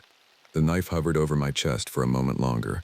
Then, with a frustrated growl, he dropped it onto the floor and followed the thin one up the ladder. I lay there, still bound to the table, heart hammering so violently I thought it might burst. Above me I could hear movement, heavy thuds, a crash of breaking glass, guttural cries that didn't sound entirely human. Then silence. Complete, terrifying silence. I strained against my bonds again, the adrenaline giving me renewed strength, but the leather held fast. Blood trickled down my hands where the restraints had rubbed my skin raw. "Hello," I called, my voice hoarse. "Is anyone there? Please, help me." For a long moment, nothing. Then footsteps, moving deliberately across the floor above. They stopped at the trapdoor. I held my breath, unsure whether to expect rescue or the return of my tormentors. A beam of light cut through the darkness. A powerful flashlight, not the weak glow of the oil lamps. It swept across the basement, illuminating the horrors in stark detail before finding my face. Jesus Christ. a voice muttered. Down the ladder came a man, a normal, human man, tall and broad-shouldered, dressed in worn jeans and a flannel shirt, with a rifle slung across his back. His face was weathered, lined with age and experience, framed by a salt and pepper beard. He looked to be in his 50s, with the lean, tough build of someone who lived an active outdoor life. He crossed to the table in 3 long strides, his flashlight revealing the full extent of the butcher shop I'd been destined for. Hold on, he said gruffly, setting the flashlight on the edge of the table. I'll get you out of this. His hands worked quickly, loosening the restraints with practiced efficiency. As my right wrist came free, I gasped at the pain in my shoulder, which had swollen to twice its normal size. Dislocated, the man said, examining it briefly. We'll deal with that once we're clear of this place. Can you walk? I nodded, though I wasn't entirely sure. As he freed my ankles, I sat up slowly, wincing at the various pains making themselves known throughout my body. Who are you? I managed to ask. What were those things? Name's Greer, he said, helping me stand with a firm hand under my good arm. And as for them, let's just say they're a local problem I've been dealing with for a while. I swayed on my feet, suddenly lightheaded. Greer steadied me, then guided me toward the ladder. Up you go, he urged. Quick as you can. They might come back with others. Others. The word sent a fresh wave of terror through me. How many more of these creatures existed in these woods? Climbing one-handed was awkward and painful, but fear gave me strength. I emerged into the cabin, which now showed signs of a violent struggle, overturned furniture, splashes of dark fluid on the walls that I suspected wasn't human blood. Greer followed, scanning the room with narrow eyes before gesturing toward the door. My truck's outside. We need to move now. I didn't need to be told twice. The night air hit me like a blessing, cool and clean after the fetid atmosphere of the basement. I gulped it down in desperate breaths as Greer led me across the clearing toward 2 vehicles, my truck and an older model Ford pickup with a brush guard and off-road lights mounted on the roof. What about my truck? I asked, my voice still unsteady. Greer shook his head. Leave it. Keys in it? I nodded. They'll strip it for parts by morning. Nothing you can do about that now. He opened the passenger door of his truck and helped me climb in, then circled around to the driver's side. The interior smelled of tobacco and gun oil, with a hint of something medicinal. The back seat was a cluttered arsenal, rifles in a rack, boxes of ammunition, what looked like homemade explosives carefully packed in wooden crates. As Greer started the engine, I caught movement at the edge of the clearing. Shadowy figures emerging from the tree line. More than the 3 I'd encountered. Much more. They moved with that same strange gait, some crawling on all 4s, others lumbering with asymmetrical steps. In the truck's headlights, their deformities were briefly, horribly illuminated. Faces that weren't faces, limbs bent at impossible angles, skin conditions that defied medical classification. Don't look at them, Greer advised, throwing the truck into reverse and executing a rapid 3-point turn. It only gets worse the more you see. I couldn't help myself. As we pulled away, I watched through the side mirror as they converged on the cabin. At least a dozen misshapen forms, each uniquely horrific, moving with the coordinated purpose of a hunting pack rather than mindless savages. What happened to them? I asked as we bounced down the rutted road, Greer driving at dangerous speeds through the darkness. They were almost human. Greer's face was grim in the glow of the dashboard lights. They were human once. Some still are, in ways that matter. He glanced at me. You're a city boy, aren't you? I nodded. Tacoma. I'm a middle school science teacher. A hint of a smile touched his lips. Science, huh? Then maybe you've heard of the Rayonier paper mill that operated near here from 1929 to 1968. The name was vaguely familiar from my environmental science lessons. Wasn't there some controversy about chemical dumping? Controversy, Greer snorted. That's one way to put it. They dumped tons of mercury, dioxins, and experimental chemical compounds into the watershed for decades. Official story was that it all got cleaned up in the 70s. He navigated a particularly treacherous curve, the truck's tires sliding on loose gravel. But some of that stuff seeped deep into the groundwater, contaminated wells for miles around. I winced as we hit a pothole, sending a jolt of pain through my injured shoulder. You're saying chemical exposure caused those mutations? Partly, Greer said, but there's more to it. The people of Rosedale were already isolated, a tight-knit community that didn't mix much with outsiders. When the first birth defects started showing up in the 50s, they didn't seek help, turned inward instead, started seeing themselves as different, special even. But they were eating people, I said, the horror of the basement still vivid in my mind. Greer was silent for a moment, navigating the truck through a particularly dense stretch of forest. That came later, By the 70s, the deformities were getting worse with each generation. Medical care was non-existent. Mental deterioration followed the physical changes. They started to develop their own belief system. Thought consuming outsiders would somehow purify their bloodline, reverse the damage. "That's insane," I whispered. "Is it?" Greer glanced at me. "Plenty of cultures have believed in consuming enemies to gain their strength. The Rosedale folks just took it to an extreme. By the 90s, they'd abandoned most technology, living like primitives in these woods. County authorities pretend they don't exist. Easier that way. No official recognition means no responsibility." We had been driving for nearly an hour, the forest gradually thinning, the road improving. My shoulder throbbed in time with my heartbeat, but the pain was almost welcome.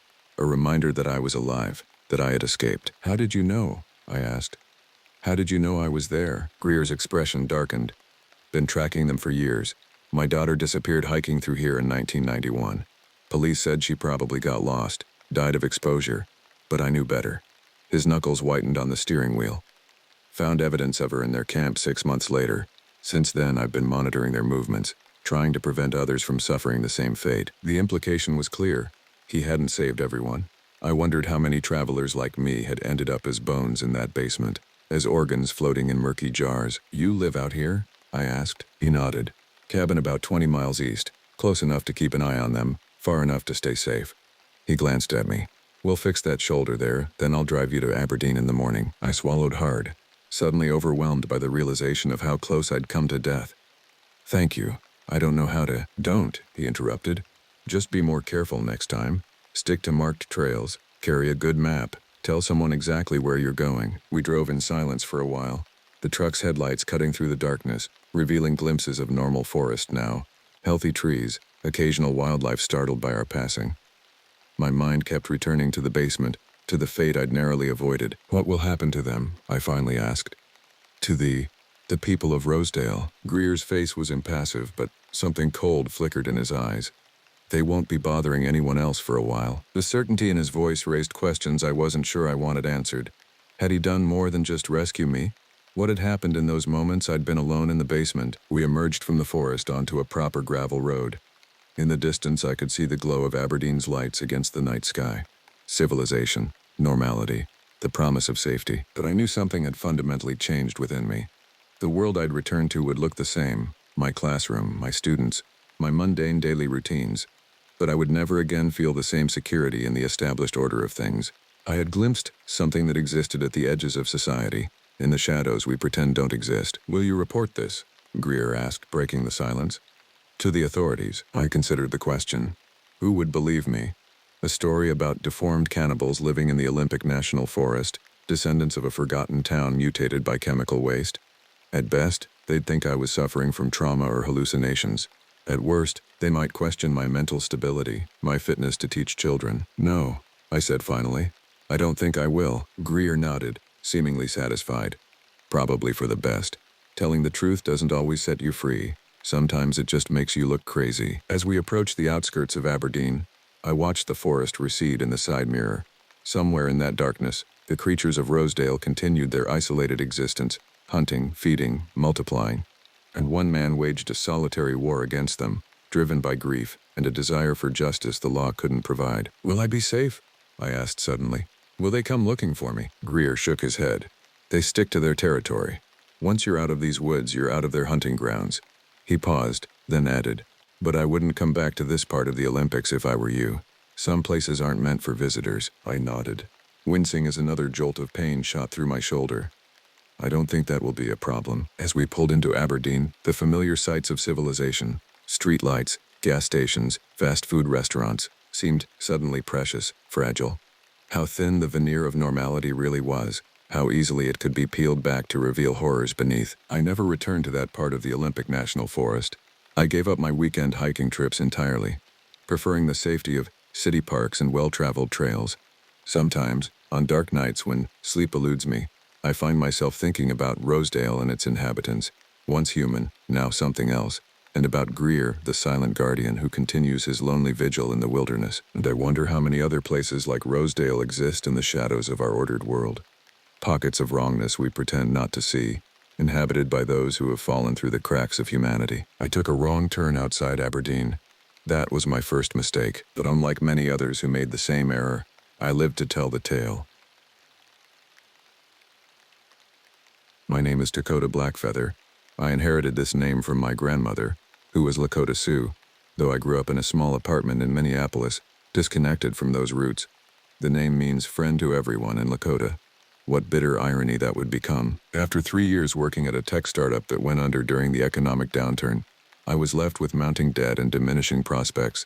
My studio apartment in uptown Minneapolis felt like it was shrinking daily, walls closing in with each past due notice that arrived. I needed an escape, something to clear my head before starting the grueling job search again. That's when I remembered my uncle's hunting cabin in the boundary waters of northern Minnesota. He'd left it to me when he passed 2 summers ago, but I'd never visited, too busy chasing that elusive promotion that would never materialize. The cabin was off-grid, solar panels for minimal power, a hand pump for well water, and enough isolation to finally hear myself think.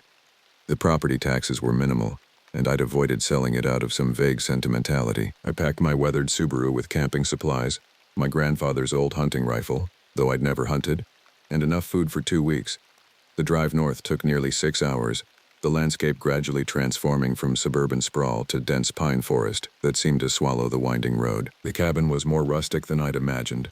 A single-room structure with a small loft, a wood stove for heat, and windows clouded with years of dust.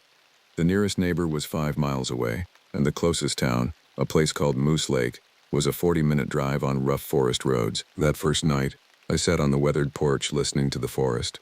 The sounds were different than the city, deeper, older somehow. I'd always loved science fiction books and survival shows, fancying myself capable in the wilderness despite my urban upbringing.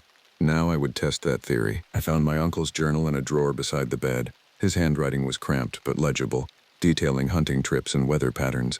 The final entries were strange, though, rambling descriptions of something watching from the tree line. "It wears their faces," one entry read. "Don't trust what you see." I dismissed it as the confused writings of an elderly man. Uncle James had been in his 80s after all, probably the onset of dementia. Still, reading it in the flickering light of the kerosene lamp, I couldn't help glancing toward the windows, seeing only my reflection against the oppressive darkness beyond. That night I woke to the sound of scratching at the door. Probably raccoons or a curious deer, I told myself. But when I checked the porch in the morning, I found strange markings carved into the wooden railing, symbols I didn't recognize, curved lines and angular shapes that seemed deliberate. A joke from local teens, maybe? But who knew I was here? I hadn't told anyone where I was going, hadn't had anyone to tell. I tried to laugh it off, but the symbols nagged at me, familiar somehow, like something I'd seen in one of my grandmother's old books. I decided to hike to the nearby lake that day. The forest was thick with ancient pines and paper birch, their trunks like pale ghosts among the shadows. The path was barely visible, more suggestion than trail. I found myself checking over my shoulder repeatedly, unable to shake the feeling of being observed. The lake, when I reached it, was breathtaking. Crystal clear water reflecting the cloudless sky. But something about the stillness unsettled me. No birds called, no fish jumped. The silence was absolute, pressing against my ears like cotton wool. That's when I saw the tracks along the muddy shore. Not animal, not human, but something in between. Too large for a wolf, too narrow for a bear, with strange elongated digits that dug deep into the soft earth. They led into the water and didn't emerge on the other side. As the sun began to sink, I hurried back to the cabin, unable to escape the weight of unseen eyes following my retreat. I told myself it was just my imagination fueled by isolation and my uncle's disturbing journal. But deep down, some ancestral part of me knew better. The second day at the cabin started with uneasy dreams and a stiffness in my bones that spoke of city living. I made coffee on the propane stove, grimacing at the bitter grounds. I'd forgotten to pack my preferred medium roast in my rush to escape Minneapolis.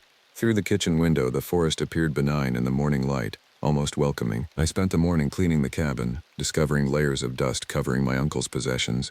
A collection of dried herbs hung from ceiling rafters, sage, sweetgrass, and others I couldn't identify. Grandmother would have known. She'd tried teaching me about medicines and protection rituals when I was young, but I'd been more interested in video games and science fiction. In a trunk beneath the bed, I found an old leather pouch containing what looked like a medicine bundle. Feathers, small stones, and a piece of antler wrapped in red cloth.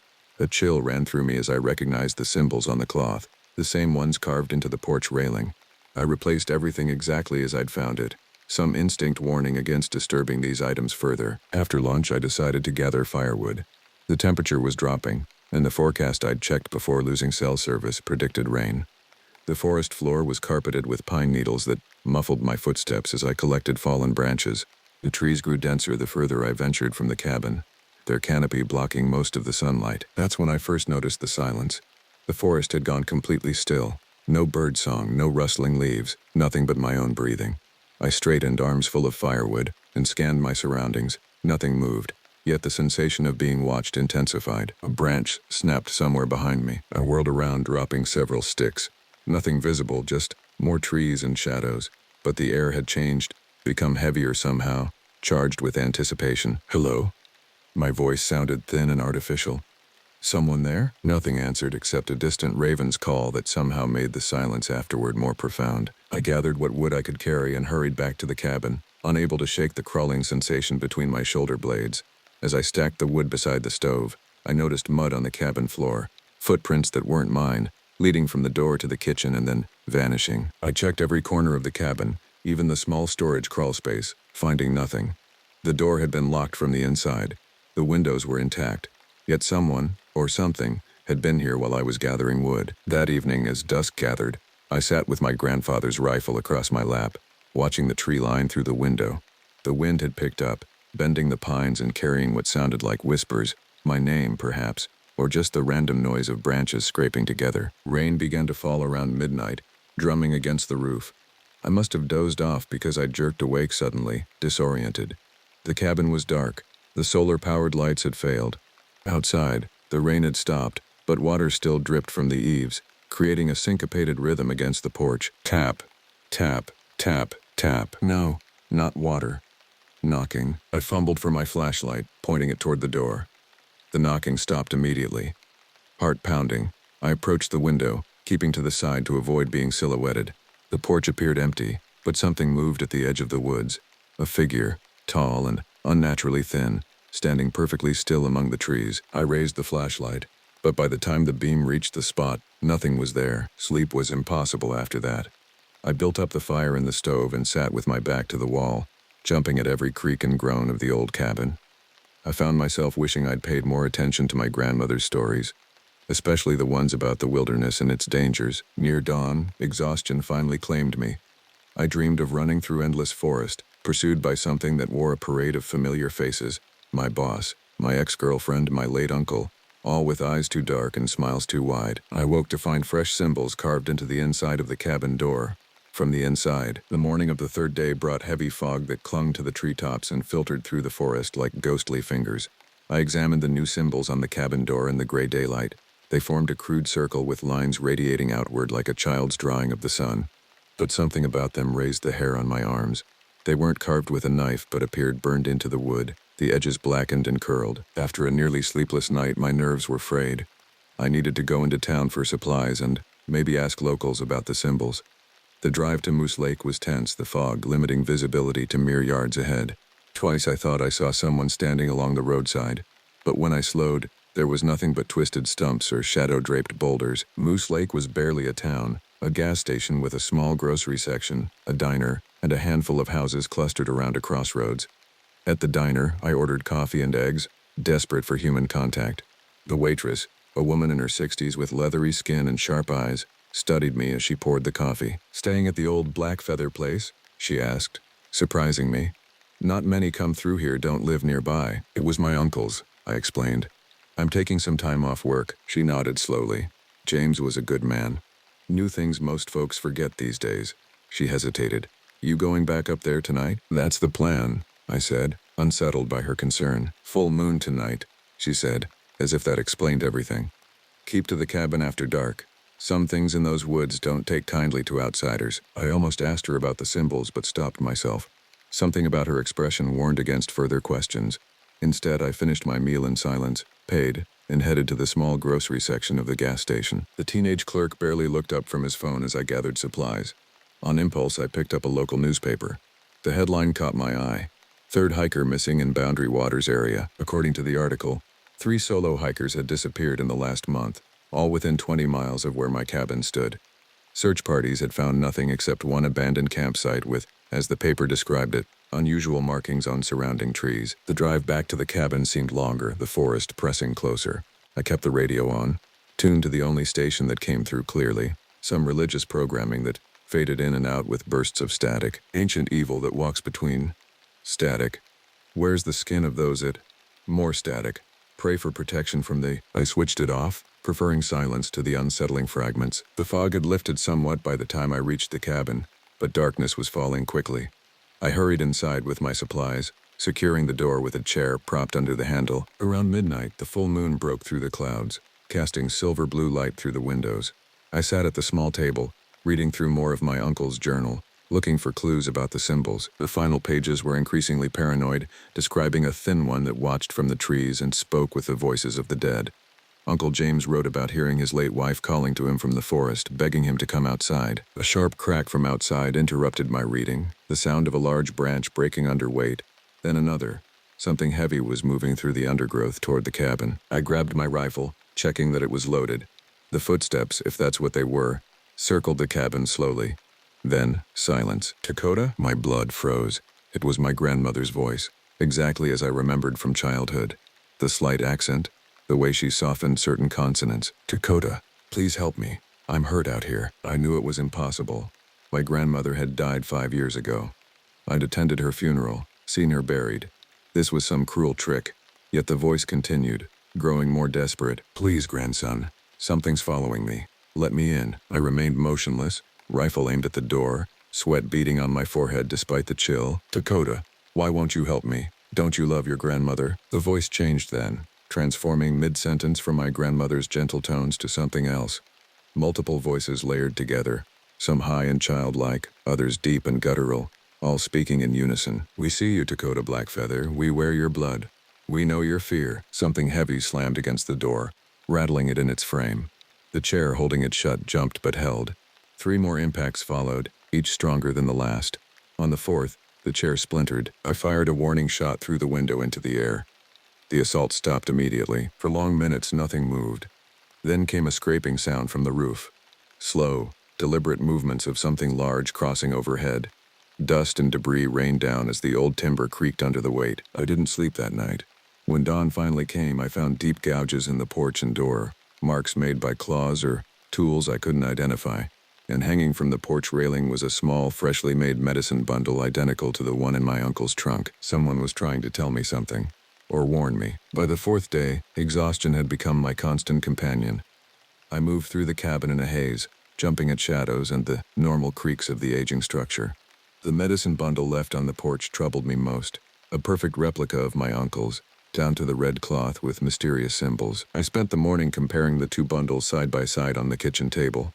The new one contained a hawk feather, a smooth river stone, and a small piece of what appeared to be dried meat wrapped in the symbol-covered cloth. My hands trembled as I examined it, some deep instinct warning against touching the contents directly. My grandmother's voice echoed in my memory. Protection medicine is strongest when given, not taken. Had someone left this for me, or was it a more sinister message? Around noon, I decided to explore the perimeter of the property, hoping daylight would provide some security. The forest surrounding the cabin covered about 5 acres before meeting a natural boundary. A steep ravine to the east, the lake to the north, and denser forest to the south and west. Near the ravine edge, I found the first sign, a circle of stones with more symbols scratched into the exposed earth within. The arrangement seemed deliberate, almost ritualistic. As I leaned closer to examine the markings, a sharp pain lanced through my temple, accompanied by whispered words I couldn't quite understand. I stepped back quickly, and the whispers faded. This was no teenage prank. The circle was part of something older, something that resonated with the little I remembered from my grandmother's teachings. Moving along the property line, I found 4 more stone circles at roughly equal distances, forming a pentagon with the cabin at its center. Each circle contained different symbols, and each triggered that same painful response when I approached too closely. Whispers and pressure behind my eyes, like memories trying to surface. The last circle, near the lakeshore, was different. The stones were arranged in a spiral pattern, and at its center lay a small animal skull. A fox, I thought, though something about its proportions seemed wrong. Too elongated, the eye sockets too large. As I stood contemplating the spiral, movement on the opposite shore caught my attention. A figure stood at the water's edge, tall and motionless. The distance was too great to make out details, but something about its stillness made my skin crawl. No human stands that perfectly still. I raised a hand in greeting, more out of instinct than any desire to communicate. The figure mirrored my gesture with a jerky, unnatural movement. "Hello?" I called across the water, my voice sounding small against the vastness of the wilderness. No verbal response came, but the figure took a single step forward, into the lake. Then another. It was walking into the water with deliberate steps, never breaking stride even as the water reached its waist, then chest. I watched, transfixed with horror, as it disappeared completely beneath the surface. I waited for it to emerge, to continue crossing the lake, but the water returned to its glassy stillness, as if nothing had disturbed it. I backed away from the shore, then turned and ran to the cabin, my heart hammering against my ribs. Inside, I double-checked all locks and windows, then retrieved both medicine bundles and placed them on either side of the door. Some half-remembered protection ritual my grandmother once showed me. As afternoon faded to evening, clouds gathered, obscuring the moon. The forest grew darker than I'd ever seen it, a darkness that seemed to have substance, pressing against the windows like a living thing. I tried distracting myself by reading more of my uncle's journal, searching for answers. The final entry gave me pause. It cannot cross running water on its own. It needs invitation or a vessel. The circles hold it back, but the circles are breaking. If you're reading this and I'm gone, forgive me. It may have taken my face by now. A cold certainty settled in my stomach. Whatever was out there had been stalking my uncle before his death. Now it had found me. Around midnight, as wind lashed rain against the cabin, I heard splashing from the direction of the lake. Heavy, deliberate footsteps sloshing through water and mud, approaching the cabin. I sat with my rifle across my knees, staring at the door, wondering if the crude protection I'd arranged would hold against what was coming. The footsteps stopped at the edge of the porch, then came the knocking. 3 slow, heavy blows that resonated through the cabin, and a voice, my uncle's voice, called my name. "Dakota, open up. It's raining something fierce out here." My uncle's voice was exactly as I remembered it, gruff but kind, with that slight northern Minnesota accent. I kept the rifle trained on the door, my finger alongside the trigger guard. "You're not my uncle," I called out, my voice steadier than I felt. "James Blackfeather died 2 years ago." A pause. Then laughter, dry and brittle like dead leaves scraping across pavement. "Smart boy. Smarter than your uncle was." The voice had changed, no longer my uncle's, but something hollow and multi-toned. "But you'll open the door eventually. They all do." "What are you?" I demanded. Another pause. I could hear breathing on the other side of the door. Wet, labored breathing that didn't sound fully human. "I've worn many names," it finally answered. "Your grandmother's people called me Wendigo. Others use different words. Names have power, but not over me." The hair on my arm stood on end. Grandmother had told stories of the Wendigo, a malevolent spirit that possessed humans, driving them to cannibalism and madness. But this didn't feel like the same creature from her tales. "You're lying," I said. "The Wendigo is born of starvation and winter. This is summer." A low chuckle came through the door. "So certain of old stories? There are older hungers than for flesh, deeper winters than snow. I am the hunger that walks. I am the cold between stars." Something scraped against the cabin wall. Long, dragging sounds like claws or fingernails, scoring the wood. "I've tasted your family before, Dakota Blackfeather. Your uncle was stringy but sweet. His memories led me to you." My stomach clenched.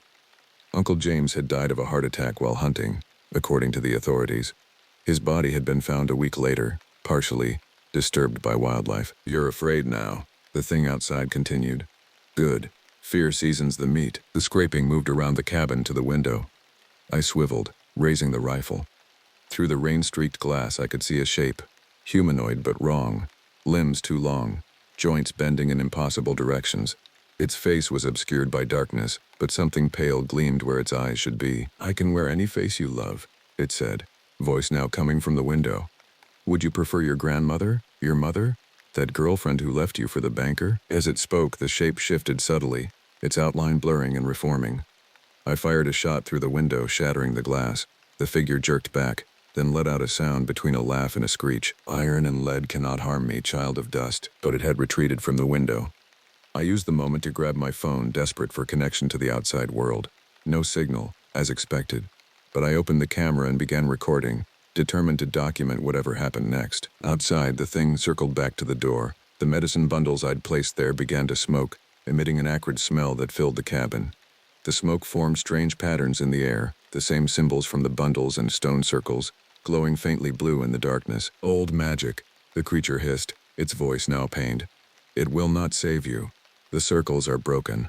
The old woman who maintained them is gone." Realization struck me. "The waitress in town," I whispered. "Smart boy," it repeated. "She tried to warn you, didn't she? Too little, too late." The door began to bulge inward, wood creaking under impossible pressure. The smoking bundles flared brighter, and the thing outside screeched in what sounded like pain. The pressure on the door ceased. For hours it circled the cabin, testing boundaries, sometimes speaking with familiar voices, sometimes making sounds no human throat could produce.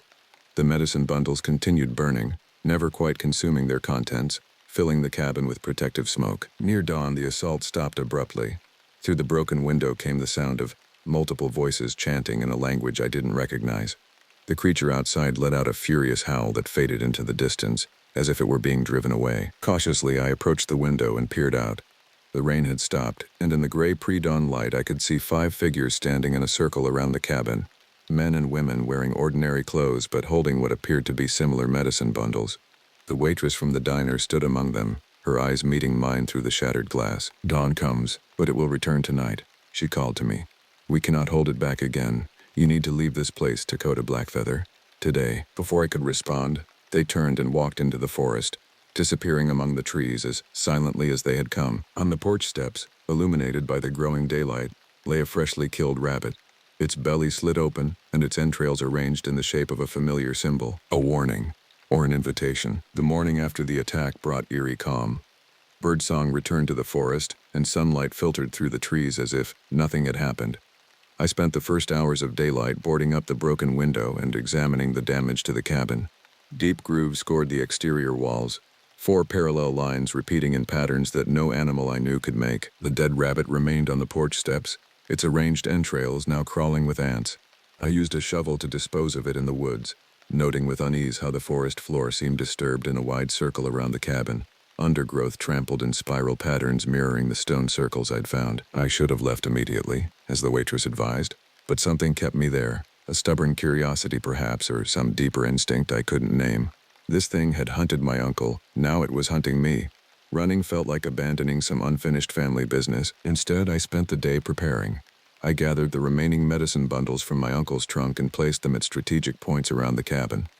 I couldn't read the symbols or understand their meaning, but their arrangement felt right somehow, as if guided by some ancestral memory. In the trunk's false bottom, I discovered a leather-bound book written in a language I didn't recognize, but the hand-drawn illustrations were clear enough.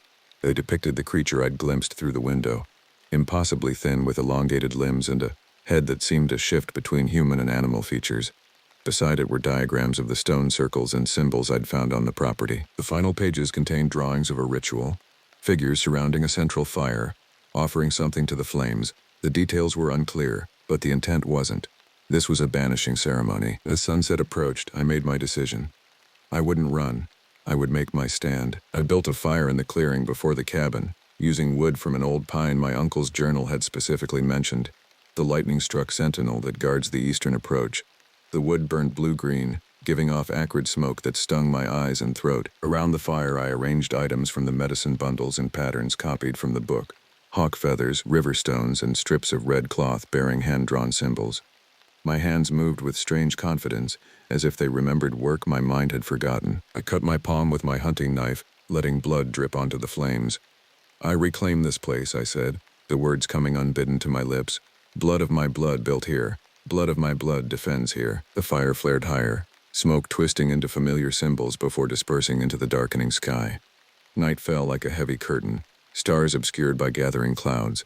In the distance, thunder rumbled, a summer storm approaching. I waited by the fire, rifle across my knees more for comfort than protection. If the previous night had taught me anything, it was that conventional weapons wouldn't help against what was coming. The attack began differently this time. No footsteps, no voices calling my name. Instead, the forest went completely silent, an unnatural void of sound that pressed against my ears. Even the crackling fire seemed muted, its light dimming though the flames still danced. Movement caught my eye at the forest's edge. Not one figure but many, standing just beyond the firelight. They stepped forward in unison, and my breath caught as their features became visible. My uncle, my grandmother, my parents. Every significant person from my life stood before me. Their faces perfect in detail, but their eyes wrong. Solid black, reflecting the firelight like polished obsidian. Blood calls to blood. They spoke in unison, voices layered over each other. You've prepared the way beautifully. I realized too late my mistake. The ritual wasn't for banishing, it was for summoning. I had completed what my uncle had refused to do, what had likely gotten him killed. The creature hadn't killed my uncle out of hunger, but because he'd resisted its influence. What do you want? I managed to ask, my voice thin with fear. Passage, they answered. A door opened cannot be closed.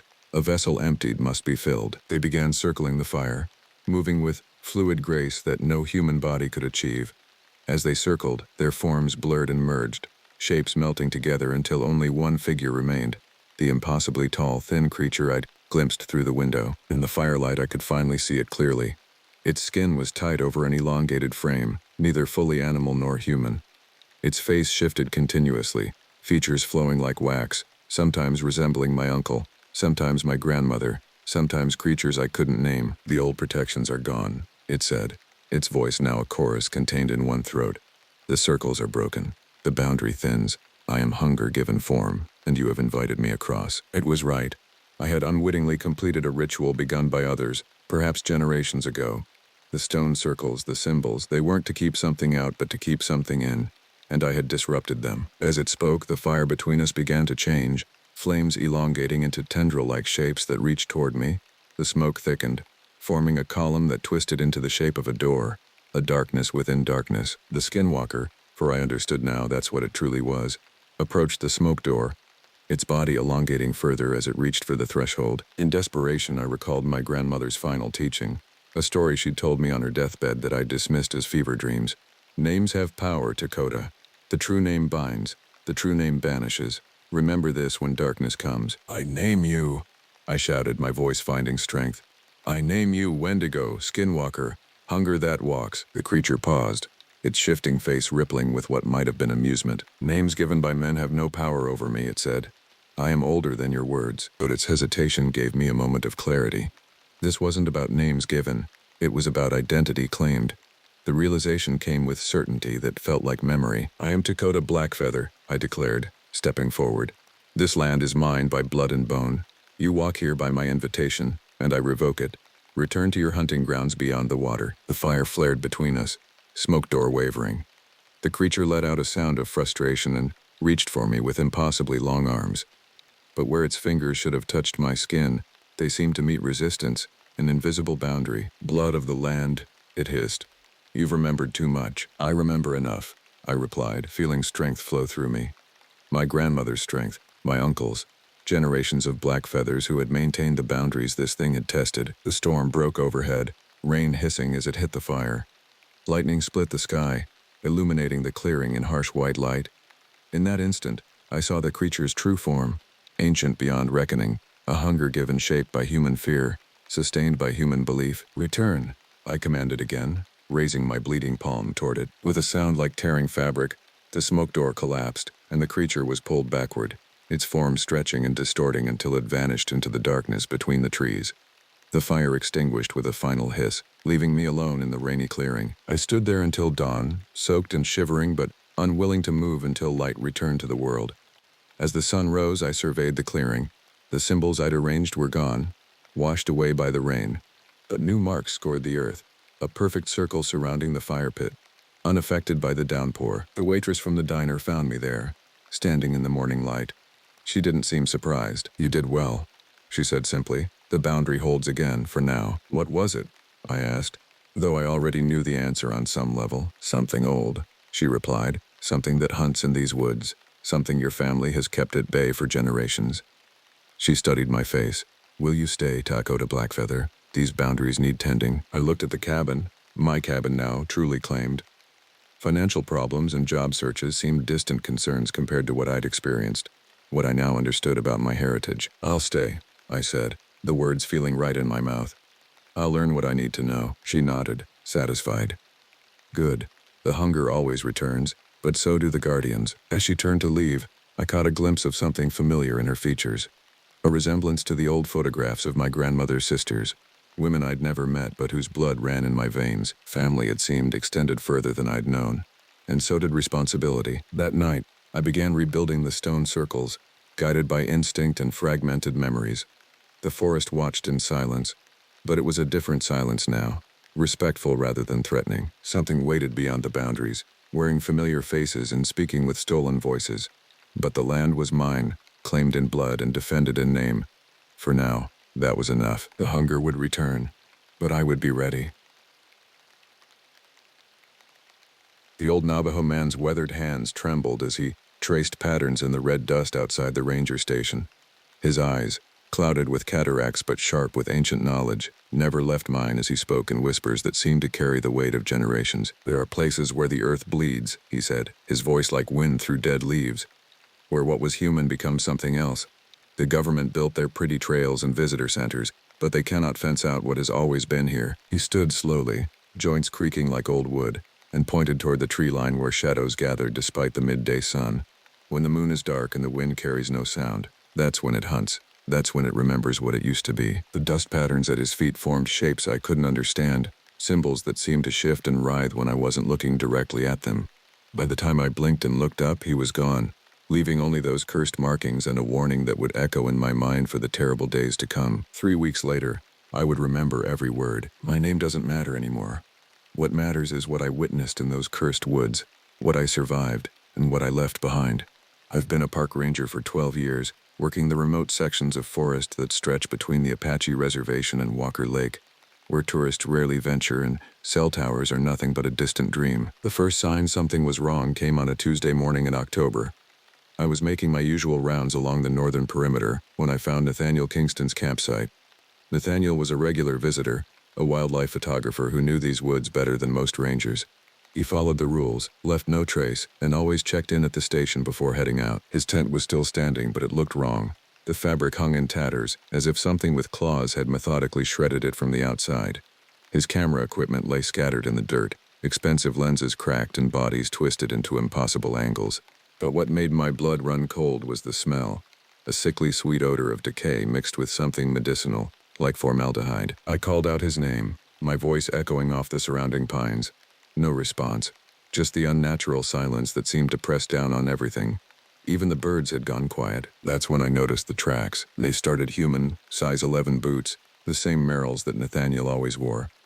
But as they led away from the campsite, they began to change. The heel marks grew deeper, longer, the toe impressions spread wider. By the time the tracks disappeared into a thicket of scrub oak, they looked more like the paws of some massive predator than anything that had ever walked on 2 legs. I followed them for maybe 50 yards before my nerve gave out. The tracks led toward a section of forest that locals called the dead zone, a circle of stunted trees where nothing grew properly and compasses spun wildly.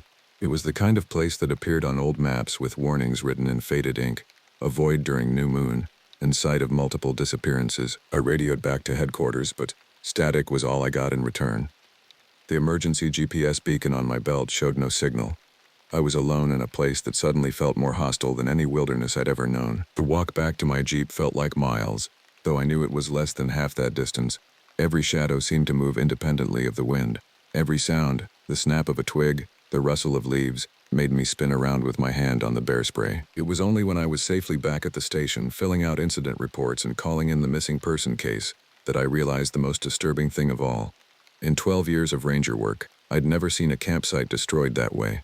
Animals would ransack food supplies, maybe knock down a tent, but the systematic shredding, the careful destruction of equipment, that showed intelligence, planning, that showed something that understood what it was destroying. Bennett Cole, the head ranger, assigned me to work with the search and rescue team that arrived the next morning.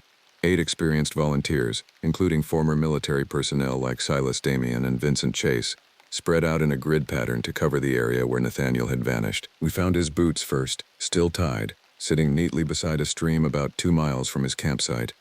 The socks were still inside them, but there was no sign of struggle, no blood, nothing to indicate he'd been forced to remove them.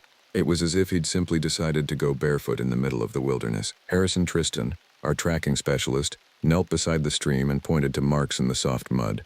"These don't make sense," he muttered, photographing the impressions with his digital camera. "Look at the spacing, the depth. It's like he was walking on the balls of his feet, but the stride length is all wrong for his height." The tracks led upstream for about a quarter mile before vanishing entirely on a stretch of bare rock. We spent the rest of the day searching in expanding circles, calling Nathaniel's name until our voices were hoarse.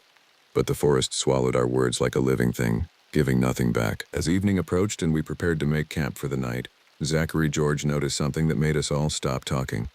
In the growing dusk, he pointed to a ridge about half a mile to the east. "Is that someone watching us?" I raised my binoculars and focused on the spot he indicated. There, silhouetted against the darker trees, was a figure, tall, impossibly thin, standing perfectly motionless on the rocky outcrop. Even at that distance, something about its posture was wrong. Too angular, like a person trying to remember how to stand upright. "Nathaniel?" Vincent called out, his voice carrying across the valley. The figure didn't respond, didn't move. But as we watched, it began to change shape, becoming taller, then shorter, then seeming to split into multiple shadows before blending back into the tree line. By the time we climbed up to investigate, there was nothing there but wind-blown leaves and the lingering smell of something rotting. Sleep didn't come easy that night. We'd made camp in a clearing that offered good sight lines in all directions, but the darkness pressed in around our circle of firelight like something alive and hungry. Tyler Brandon had first watch, then Austin Justin. I took the third shift, from 2 to 4 a.m., when the forest is at its quietest and most dangerous. The fire had burned down to coals by the time I settled into my position with the rifle across my knees. Rangers don't usually carry firearms, but this wasn't a usual search and rescue operation anymore. Something was stalking us, and I could feel its attention like ice water in my veins. At 3:17 a.m., I heard it, a sound that might have been human once, a voice calling my name from somewhere in the darkness beyond our camp. But the tone was wrong, too high and too low at the same time, like two people speaking in unison but slightly out of sync. "Over here," the voice whispered, seeming to come from multiple directions at once. I found him. I found Nathaniel. I woke the others with a touch to the shoulder, keeping my movements quiet and controlled. Gavin Bentley, our team medic, immediately understood something was wrong when he saw the expression on my face. "What is it?" he whispered. The voice came again, closer this time, definitely circling our camp. "He's hurt. He needs help. Follow my voice." It was then that Amir Brody made the connection that chilled us all. "That's Nathaniel's voice," he breathed. "That's exactly how he sounds when he calls to us during his photo shoots." But Xavier Tristan, who'd known Nathaniel for years, shook his head slowly. "No. It's close, but it's not quite right. The inflection is off, like someone trying to imitate him from memory." The voice continued its circuit around our camp, always staying just outside the reach of our flashlight beams. Sometimes it sounded like Nathaniel, pleading for help. Other times it shifted, becoming Nicholas Lewis from the ranger station, or Barrett Maxwell from Search and Rescue Headquarters. Voices we all knew, but wrong in ways that made our skin crawl. "It's learning," Diego whispered. "Whatever that thing is, it's listening to us talk and learning our voices." As dawn approached, the calls faded away, but we all knew we were no longer the hunters in this scenario. We had become the prey. The search continued for 3 more days, but the pattern was always the same. During daylight hours, we'd find traces of Nathaniel, a piece of his clothing here, a dropped granola bar wrapper there, always leading deeper into the remote sections of the forest. And always, we had the sensation of being watched by something that stayed just out of sight. On the 4th day, we found the cave. It was Neva Elena who spotted the entrance, hidden behind a curtain of hanging moss and twisted roots. The opening was barely wide enough for a person to squeeze through, but the smell that emerged from it was unmistakable. The same sickly sweet odor of decay and chemicals that I'd encountered at Nathaniel's destroyed campsite. Caroline Iliana, our cave rescue specialist, volunteered to go in first. She was small enough to navigate the tight spaces, and her experience with underground environments made her the logical choice. But as she prepared her rappelling gear, Anna Lydia grabbed her arm. "Don't," she said simply. "Whatever's in there, it wants us to follow." We set up a perimeter around the cave entrance and tried to peer inside with high-powered flashlights. But the passage curved sharply about 20 feet in, blocking our view. The smell grew stronger as the day progressed, and by evening we could hear sounds echoing from deep within the cave system, scratching, scraping noises like claws on stone, and occasionally something that might have been sobbing. That night, as we made camp near the cave entrance, Aubrey Clara suggested we try a different approach. "What if we're thinking about this all wrong?" she said, staring into the flames. "What if whatever took Nathaniel isn't trying to hurt us? What if it's trying to communicate?" Vivian Isla, our anthropologist consultant, had been quiet most of the trip, but she spoke up now. "The locals have stories about this area. The Navajo won't hunt here, won't even pass through if they can avoid it. They call it the place where the skin thieves live." "Skinwalkers?" I asked, remembering the old man's warning. She shook her head. "Not exactly. Those are Navajo witches who wear animal pelts to take on their forms. This is something different, something older. The stories say it was human once, but it gave up its humanity piece by piece, trading flesh and bone for the ability to become whatever it needed to be. Haley Gianna had been monitoring our radio equipment, trying to maintain contact with the outside world. But as Vivian spoke, even the static faded away, leaving us in complete electronic silence. The stories also say, Vivian continued, that it collects things, people, animals, pieces of their lives. It studies them, learns from them, becomes them. And eventually, it doesn't need the original anymore. From deep within the cave came a sound that made us all freeze. Nathaniel's laugh, clear and unmistakable, echoing off the stone walls. But it went on too long, rising and falling in pitch until it became something else entirely, something that hurt to hear. That's when I knew we weren't going to find Nathaniel. Not the way he used to be, anyway. Morning brought a development that changed everything. Maya Ivy, our communications specialist, had been monitoring emergency frequencies throughout the night when she picked up a transmission that shouldn't have existed. It was Nathaniel's voice, crystal clear, broadcasting on the Park Service emergency channel. Base camp, this is Kingston. I'm alive but trapped in the cave system approximately 2 miles northeast of Sector 7. The creature that took me is injured. I think I can escape, but I need immediate assistance. Do not attempt a rescue operation. Repeat, do not attempt rescue. The thing down here can mimic any of us perfectly. The transmission cut to static, then came back 30 seconds later with a different message, this time in my voice. Kingston is dead. We found his remains in the lower caves. Whatever you heard on the radio wasn't him. Abort the search and evacuate the area immediately. Then Vincent Chase's voice. Ignore the previous message. This is Chase. We're all compromised. The creature has learned to replicate our vocal patterns. Trust no radio transmissions from this point forward. Maya shut off the radio with shaking hands. How is this possible? We're not even broadcasting. How is it using our voices on frequencies it shouldn't have access to? The answer came to me as I stared at the cave entrance, watching the morning mist curl around the twisted roots. It doesn't need our radios, it just needs to understand how we communicate. Everly Amelia had been studying the geological surveys of the area, and she spread the maps out on a fallen log. According to these, the cave system is extensive. It connects to at least 3 other known entrances, including one near Sedona and another in Monument Valley. The passages could extend for miles underground, which means, Jasmine added grimly, that whatever's down there has access to a network of tunnels spanning multiple states. If it wanted to, it could surface anywhere in Four Corners country. I made the decision that probably saved our lives, though it damned my conscience forever. We're leaving, now. This is beyond our capabilities, and we need to get word to the authorities about what we're dealing with. But as we began breaking camp, Edel and Delilah noticed something that made my blood run cold. Our footprints from the previous day, clearly visible in the soft earth around the campsite, had been joined by others. Dozens of human tracks, all different sizes and tread patterns, circling our sleeping area in a perfect spiral that led directly to the cave entrance. We were surrounded last night, Liliana whispered. It brought friends. The tracks were fresh, made while we slept, and they showed signs of movement that defied explanation. Some appeared to start and stop in mid-stride, as if the things making them had briefly ceased to exist. Others showed evidence of feet that changed size and shape as they walked, human prints gradually morphing into something with claws and elongated toes. Serenity, our tracker, knelt beside one set of prints and pointed out details that made us all step back. Look at this. The heel strike is human, but the toe off shows digits that are at least 6 inches longer than they should be. And here, you can see where it paused and the foot spread out. Like it was testing different configurations. We loaded our gear in record time and began the hike back to the vehicles. But the forest around us had changed. The trees seemed taller, more twisted, and the paths we'd been using for days no longer led where they should.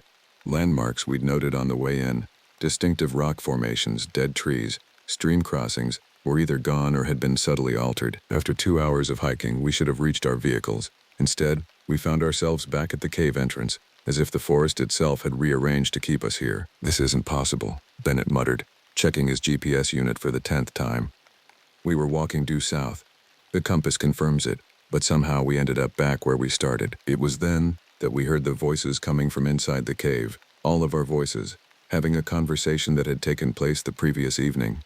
But the words were wrong, rearranged to say things we'd never said, to make plans we'd never made. I think we should split up, my voice said from the darkness. Cover more ground that way. Good idea, Vincent's voice agreed. Serenity and I will take the Eastern Passage. I'll go alone, Nathaniel's voice added. which was impossible since he'd been missing for days. The conversation continued, a twisted version of our group making decisions that would scatter us throughout the cave system. It was a trap, perfectly crafted using our own words as bait. That's when I understood what we were really dealing with. This wasn't just a predator or some unknown species. It was intelligence that had learned to manipulate reality itself, to bend the laws of nature in service of its hunger. The cave entrance seemed larger now, as if it had expanded while we weren't looking. And from deep within, I could hear something that sounded like laughter. Not human laughter, but the sound something might make if it was trying to remember what amusement felt like. We had to get out of these woods. But as I looked at my team's faces, I realized that might not be possible anymore. The thing in the cave had learned too much about us, become too good at imitating not just our voices but our thoughts, our plans, our fears. It knew us better than we knew ourselves, and it was still hungry. What happened next still haunts my dreams, though I'm no longer certain that what I remember is entirely real. The creature had been playing with us, testing the limits of our sanity. But as the sun began to set on our fourth day in the forest, its games took on a deadlier purpose. We'd given up trying to navigate out of the area and instead focused on creating a defensible position. Using fallen logs and rocks, we built a rough barricade on a small hill that offered good sightlines in all directions. It wasn't much, but it was something. As darkness fell, the voices started again. This time, however, they weren't coming from the cave. They surrounded us, seeming to originate from every shadow, every patch of darkness between the trees. And they weren't just mimicking us anymore. They were having conversations with each other, planning our capture in voices that belonged to people we knew and trusted. The ranger station has been compromised, Bennett's voice said from somewhere to our left. All personnel have been infected. What about the backup teams from Utah Territory?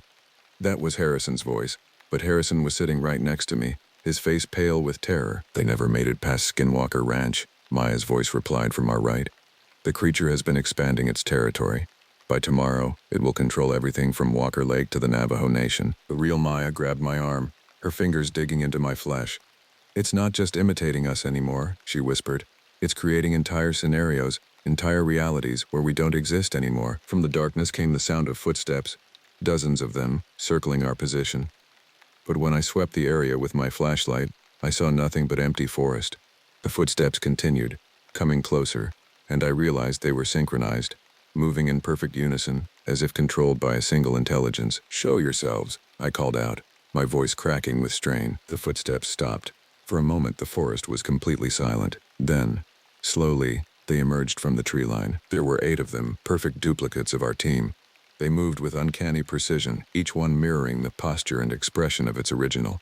But their eyes were wrong, too bright, too knowing, reflecting light like an animal's in the darkness. "You're not needed anymore," my duplicate said, its voice exactly matching mine but carrying an undertone of something hungry and ancient. "We can do your jobs better than you ever could." The false Bennett stepped forward, and I noticed that its uniform was perfect down to the coffee stain on the left pocket that I'd given the real Bennett's shirt 2 days ago. "We've learned everything we need to know about being human. The awkwardness, the inefficiency, the waste. We can fix all of that." "What are you?" Vivian asked, her voice barely audible. The duplicate that wore her face smiled, and the expression was obscene on features I'd known for years. "We are what you could become if you stopped clinging to the limitations of flesh. We are evolution." The false Maya held up a radio, and from it came the voices of people from the outside world. Rangers, emergency personnel, family members of our team. All of them were asking the same questions. "Where are you? Are you safe? When are you coming home?" "They're worried about you," the false Maya said. "But they don't need to be. We'll take care of everything. We'll go home in your place, live your lives, love your families, and we'll do it better than you ever did." That's when I noticed something that gave me the first glimmer of hope I'd felt in days. The duplicates were perfect mimics, but they weren't quite right. Small details were off. Vincent's scar was on the wrong side of his face. Gavin's watch was on his right wrist instead of his left. Serenity's hair was parted differently. They could copy us, but they couldn't replace us perfectly. Not yet. The standoff lasted until dawn, neither side moving. The duplicates studying us with those horrible bright eyes while we tried not to blink, not to show weakness. As the first rays of sunlight filtered through the trees, the false versions of ourselves began to shimmer and fade, like mirages dissolving in the morning heat. But they didn't disappear entirely. I could still see them at the edge of my vision, translucent and waiting, becoming more solid whenever shadows fell across them. "They're still here," Amir whispered. "Just harder to see in the daylight." He was right. The creatures hadn't left. They'd simply adapted to the changing conditions, and I realized that was what made them so dangerous. They learned, they evolved, they became whatever they needed to be to survive and hunt. As we prepared to make another attempt at escape, I found something in my backpack that hadn't been there before. A journal written in Nathaniel's handwriting.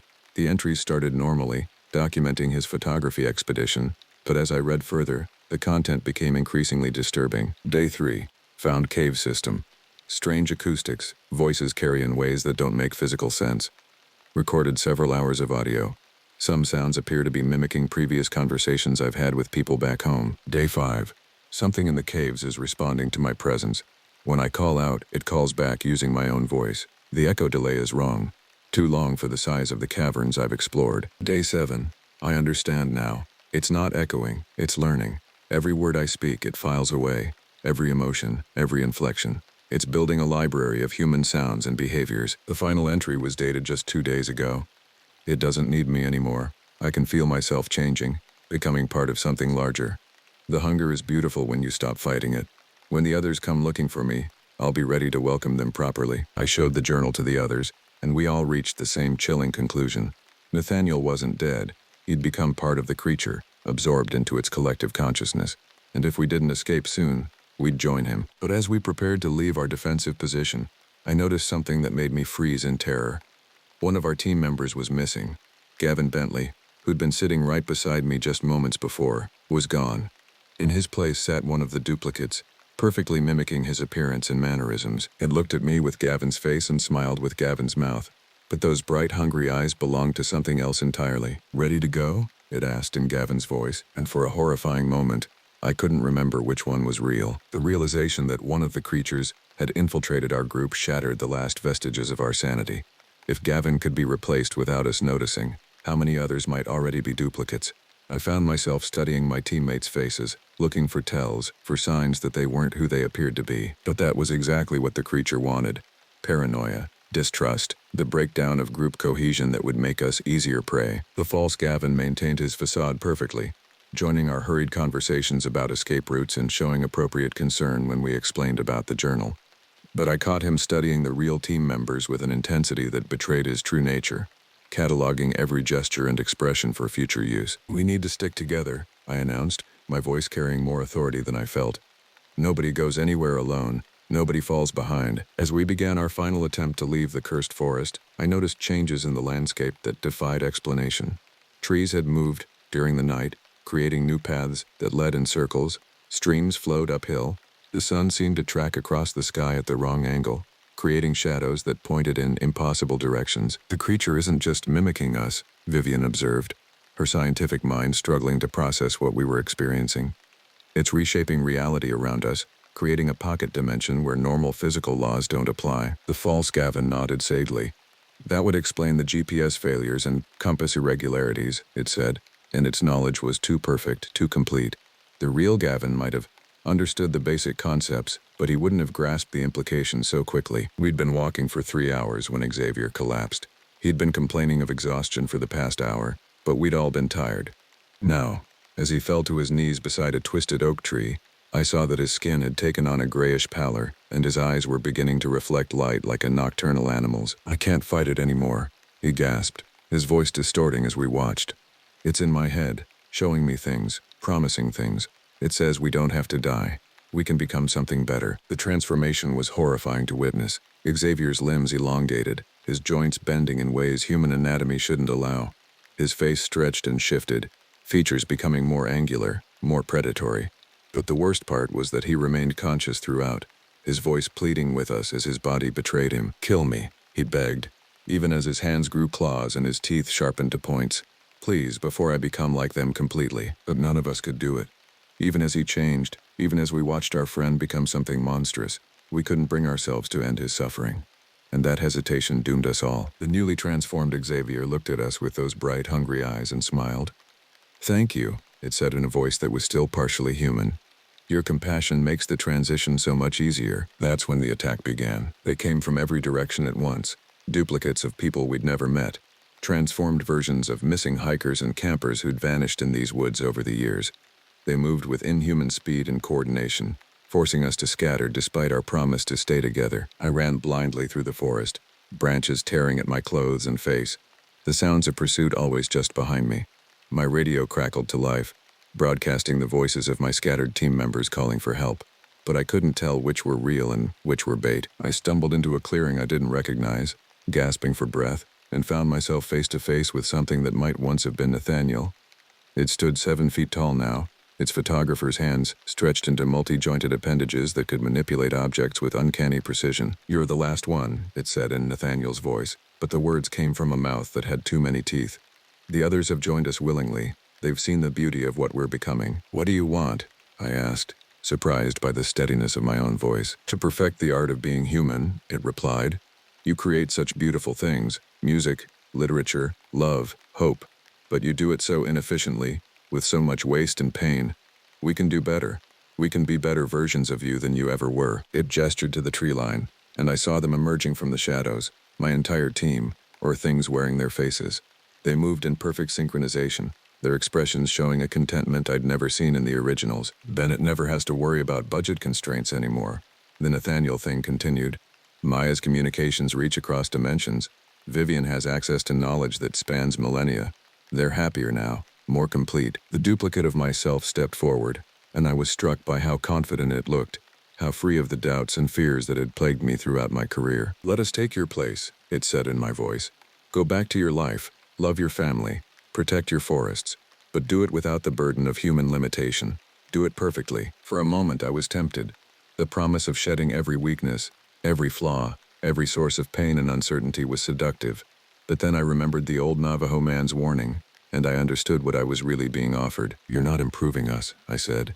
"You're erasing us, taking our shapes but not our souls." The creatures exchanged glances, and their perfect masks slipped for just an instant, revealing the hungry void beneath. "Souls are inefficient," the Nathaniel thing replied.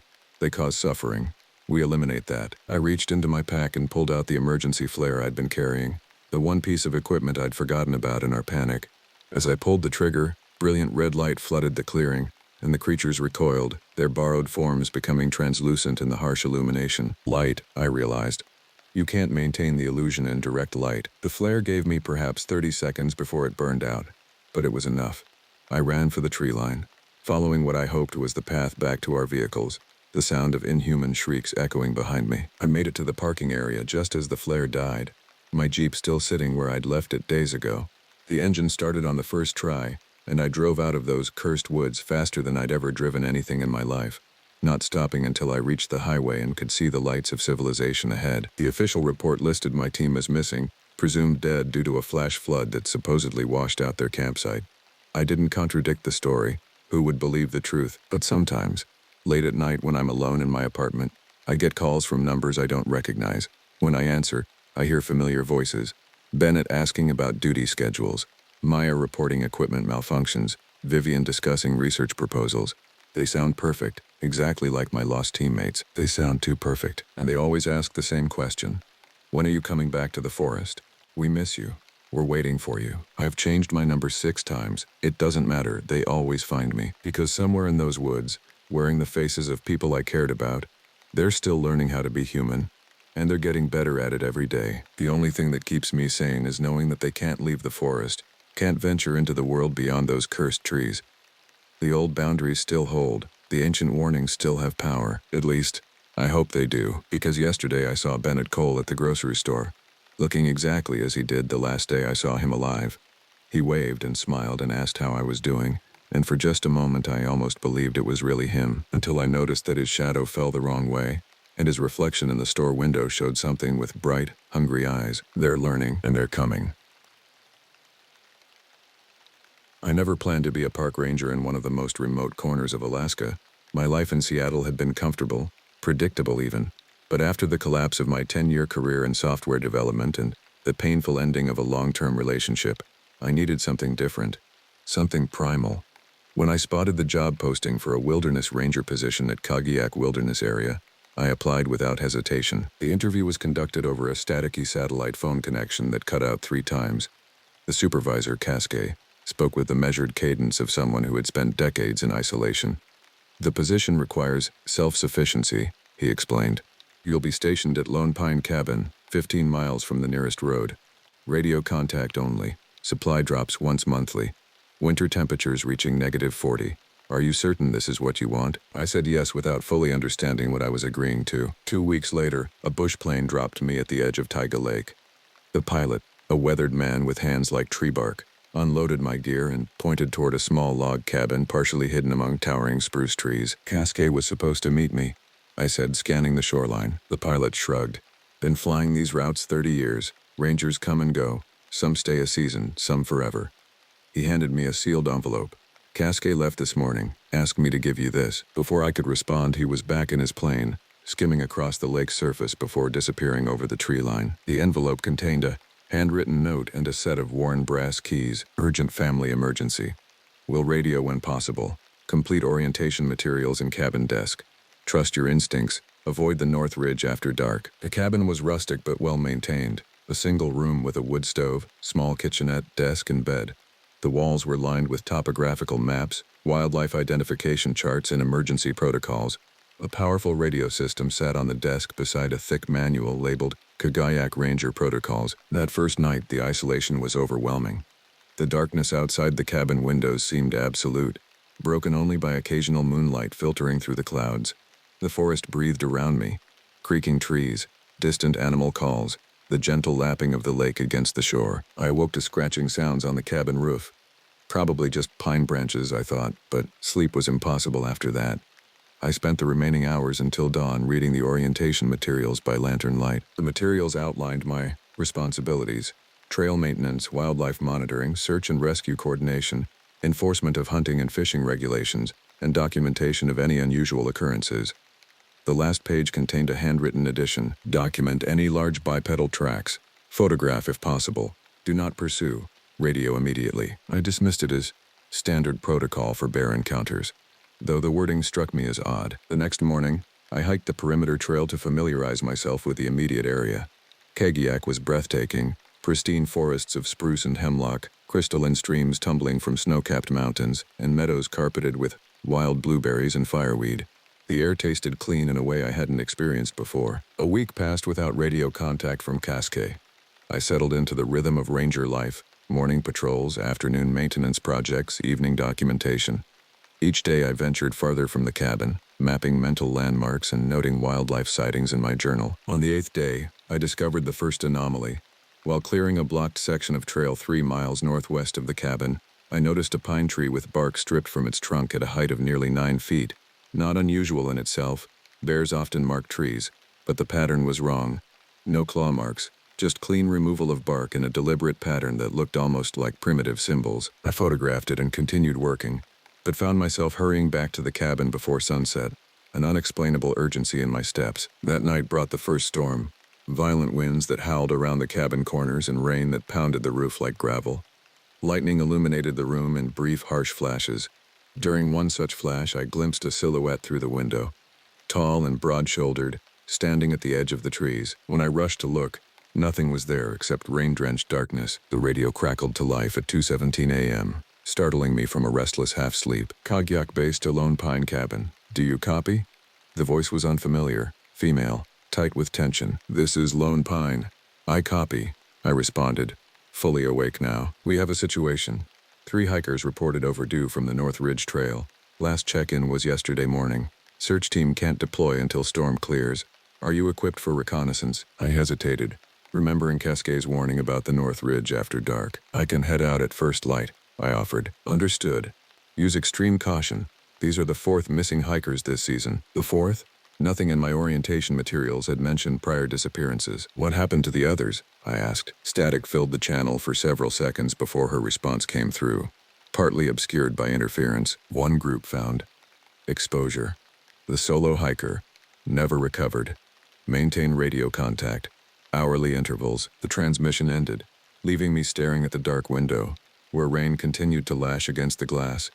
Beyond it, something moved in the darkness. Something large enough to momentarily block the distant lightning flashes. I spent the remaining hours of darkness preparing my pack with emergency supplies, first aid equipment, and extra batteries for my radio and flashlight.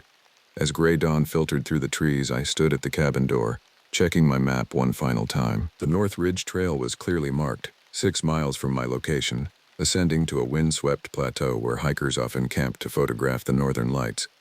I plotted the most direct route and stepped into the wet morning, my boots sinking slightly into the rain-soaked earth. I couldn't have known then that those missing hikers were just the beginning, that the true horror of Kagiak was watching me, tracking me, learning my movements as I ventured deeper into its territory. The aftermath of the storm left the forest transformed. Fallen branches blocked sections of trail, and small streams had swollen into rushing torrents that required careful crossing.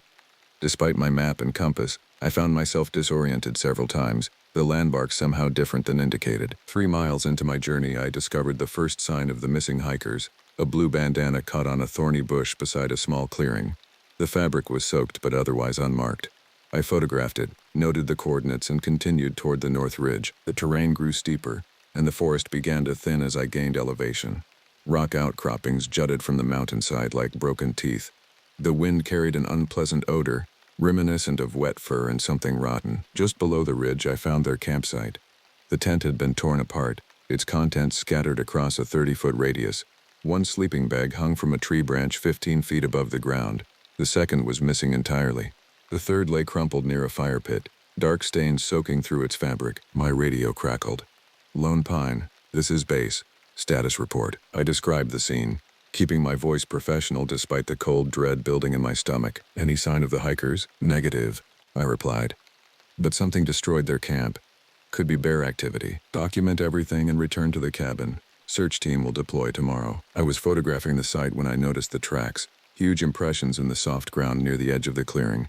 Nearly 18 inches long, shaped like a human foot but broader, with 5 distinct toe marks. The stride length measured over 4 feet. A noise from the ridge above made me freeze. Something large moved among the stunted pines, just out of sight. Rocks clattered down the slope. "Hello?" I called out, my voice sounding small against the vastness of the wilderness. "Park Ranger, do you need help?" The movement stopped. Then came a sound I'll never forget, a low rumbling vocalization that was neither animal nor human, but something in between. It reverberated through the clearing, causing birds to burst from the trees in panicked flight. I reached for my bear spray, my hand trembling. "I'm armed," I announced, a hollow threat against whatever waited above. For several agonizing minutes, nothing happened. Then a rock, no, a boulder, crashed through the trees and slammed into the ground 10 feet from where I stood. It hadn't fallen naturally, it had been thrown. I ran. The rational part of my brain cataloged details even as I fled, the continuing vocalizations changing to something like laughter, the crack of breaking branches as something massive moved parallel to my route, always just out of sight. I made it back to the cabin as dusk painted the lake crimson. After triple checking that the door was locked, I radioed base with my findings, described the tracks again, requested the operator. I provided precise measurements and descriptions. The radio went silent for so long I thought I'd lost the connection. Finally, "Await further instructions. Do not leave the cabin until the search team arrives. Over." That night, something circled the cabin for hours. Heavy footsteps in the darkness, branches snapping, strange, almost melodic whistling that made the hair on my neck stand up. Occasionally, something would strike the walls, not hard enough to break through, but with sufficient force to rattle the windows. I sat in the center of the room, flashlight and bear spray in hand, until dawn broke the siege. The search team never arrived. At midday, the radio sputtered to life. "Lone Pine, this is base. Search team helicopter experienced mechanical failure. No injuries. Replacement parts required. Delay of at least 72 hours. I was on my own. That afternoon, while checking the cabin's perimeter, I found multiple sets of the same massive tracks surrounding the building. One clear impression stood beneath the window. Whatever had made it had been looking in at me. I spent hours reviewing the ranger protocols but found nothing addressing what I was experiencing. Then I discovered the hidden compartment in the desk, a false bottom in the top drawer that concealed a worn leather journal. The name inside read Ranger Joseph Casquet and dated back 15 years. I flipped through pages of routine observations until reaching entries from his 3rd year. October 3, third missing hiker this season. Administrative office continues to classify as exposure/misadventure. They're wrong. October 17, found tracks by the Eastern Creek, 18 inches. Same as before. Whatever leaves them is watching the cabin. November 2, heard the whistling again. Not random. Patterns. Communication. December 14, it's intelligent. Tested the boundaries today. Left markers at quarter-mile intervals around cabin. All disturbed except those on south approach. It's establishing territory. The entries continued for years, documenting Casquet's methodical study of what he eventually termed the Watcher. The final entry was dated just 3 days before my arrival. It knows I'm leaving. Activity increased. Found the symbols again on trees near the cabin. I should have told them more, prepared them better. God help whoever they send next. That night, as darkness fell, the radio crackled with static. Through the interference, I heard what sounded like Casca's voice. Don't trust base. They know. Always have. North Ridge. Cave system. Evidence. Then nothing but static. Outside, something large moved through the underbrush. The whistling started again. 3 notes. Pause. 4 notes. Pause. 3 notes. Over and over. Not random. A pattern. A message. I huddled in the corner of the cabin, watching the windows. Shortly after midnight, silhouetted against the moonlight, a massive hand pressed against the glass. The fingers were too long, the proportions wrong. It remained there for nearly a minute before withdrawing. The next morning, I found tree branches arranged in unnatural patterns around the cabin. Crosses and triangles formed from broken limbs. On the cabin door, deep gouges formed symbols, similar to those I'd seen on the stripped tree bark. I radioed base but received no response. The silence was more frightening than any warning could have been. With trembling hands, I opened Casca's journal again, searching for guidance. In the back, I found a crude map showing a path to what he labeled proof, near the North Ridge cave system. I knew I should wait for the search team, but I also knew I needed answers. Packing enough supplies for an overnight journey, I left a detailed note of my intentions in the cabin and headed out, following Casca's map toward the North Ridge and whatever waited for me there. The journey to the North Ridge was slow and deliberate. Every snapping twig, every rustling leaf sent surges of adrenaline through my system. I kept to open ground where possible, avoiding the dense forest where visibility was limited. Despite the daylight, I felt watched, the weight of unseen eyes following my progress up the mountainside. Casca's map led me through a series of switchbacks to a small plateau overlooking a steep ravine. A narrow game trail descended into the gorge, where a stream had carved its way through the limestone, creating a series of caves. The entrance to the main cave was unremarkable, just a dark opening about 5 feet high in the rock face. Without the map, I would have missed it entirely. Inside, the passage widened into a chamber large enough to stand in comfortably. The beam of my flashlight revealed smooth walls and a dirt floor. The air was cool and damp, carrying the mineral scent of underground spaces. Following Casca's crude directions, I navigated through 2 smaller chambers before reaching what he had labeled as the archive. The room was roughly circular, about 20 feet in diameter, with a ceiling high enough that my flashlight couldn't illuminate it completely. What I found there defied explanation. The walls were covered with hundreds of photographs, newspaper clippings, and handwritten notes, all connected by red strings to a central map of the Kagiak Wilderness area. The collection spanned decades, the oldest news clipping dated from 1937, reporting the disappearance of a trapping party. Casca had been thorough. Each incident was meticulously categorized and cross-referenced: missing hikers, unusual track sightings, unexplained animal deaths, and strange vocalizations. The pattern was unmistakable. The disappearances clustered around certain moon phases and increased in frequency over the past 30 years. A metal filing cabinet stood in one corner, partially rusted but still functional. The top drawer contained personnel files, records of every ranger assigned to Lone Pine Cabin for the past 50 years. Many had served less than a full season. Some had disappeared. Others had reported non-standard wildlife encounters before requesting transfer. In the bottom drawer, I found something that turned my blood cold: a collection of plaster casts showing the evolution of the footprints over time. The earliest casts were large but recognizably human-like.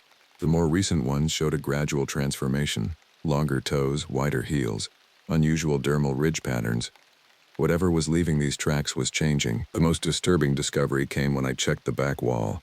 Casca had pinned dozens of photographs there, surveillance photos taken from hidden cameras positioned around the wilderness area. Most showed nothing unusual, but several captured blurred images of something tall moving through the trees. One clear shot, taken at night with an infrared camera, showed a figure standing upright, at least 8 feet tall, its arms disproportionately long, its head slightly pointed. It wasn't a bear. It wasn't human. The local indigenous tribes had names for it, written carefully in Casca's notes.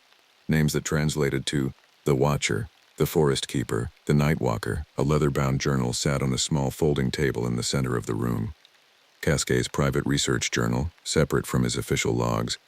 I opened it with trembling hands. The entries described his growing obsession with the creature, how he had begun to understand its territorial patterns, how he believed it was intelligent, not just animal cunning but capable of complex thought.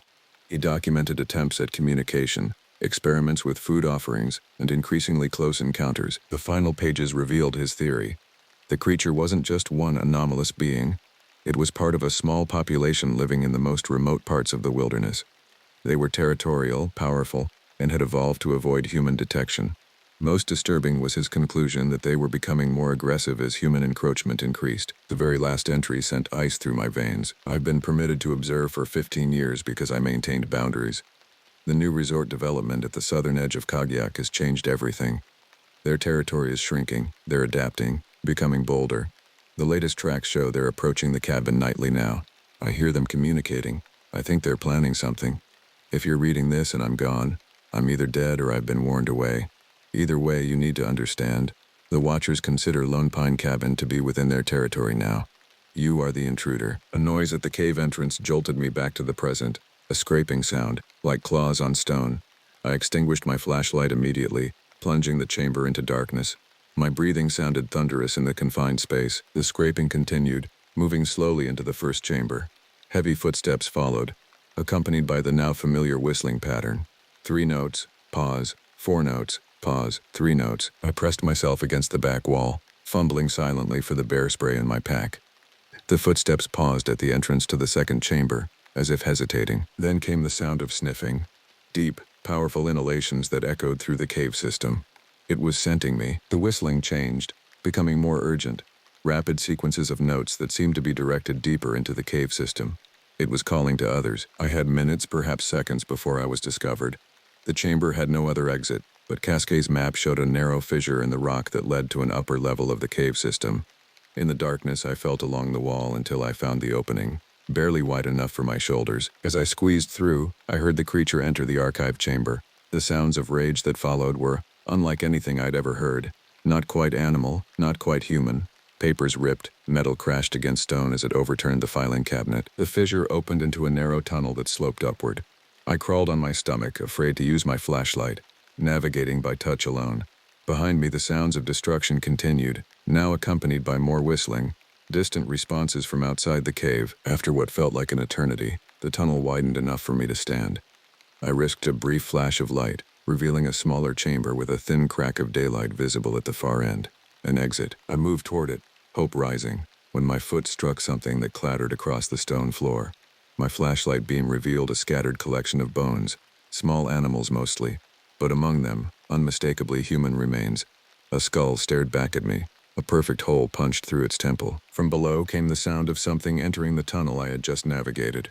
Heavy breathing echoed through the narrow space. I threw myself at the exit, a tight vertical crack that opened onto the mountainside. It was going to be a difficult squeeze, but I had no choice. Behind me, the breathing grew louder. As I pushed through the opening, emerging onto a narrow ledge high above the ravine, I caught my first clear glimpse of my pursuer. A massive, hair-covered arm reaching through the crack, fingers unnaturally long and tipped with thick, curved nails. The whistling had become a low, continuous rumble that seemed to vibrate the very rock beneath my feet. I didn't wait to see more. I ran along the ledge, scrambling up toward the ridgeline, driven by pure survival instinct. The map was forgotten, the evidence abandoned. All that mattered was distance, putting as much of it as possible between myself and the cave system. Night was falling as I reached the ridge. Looking back, I saw movement among the trees below.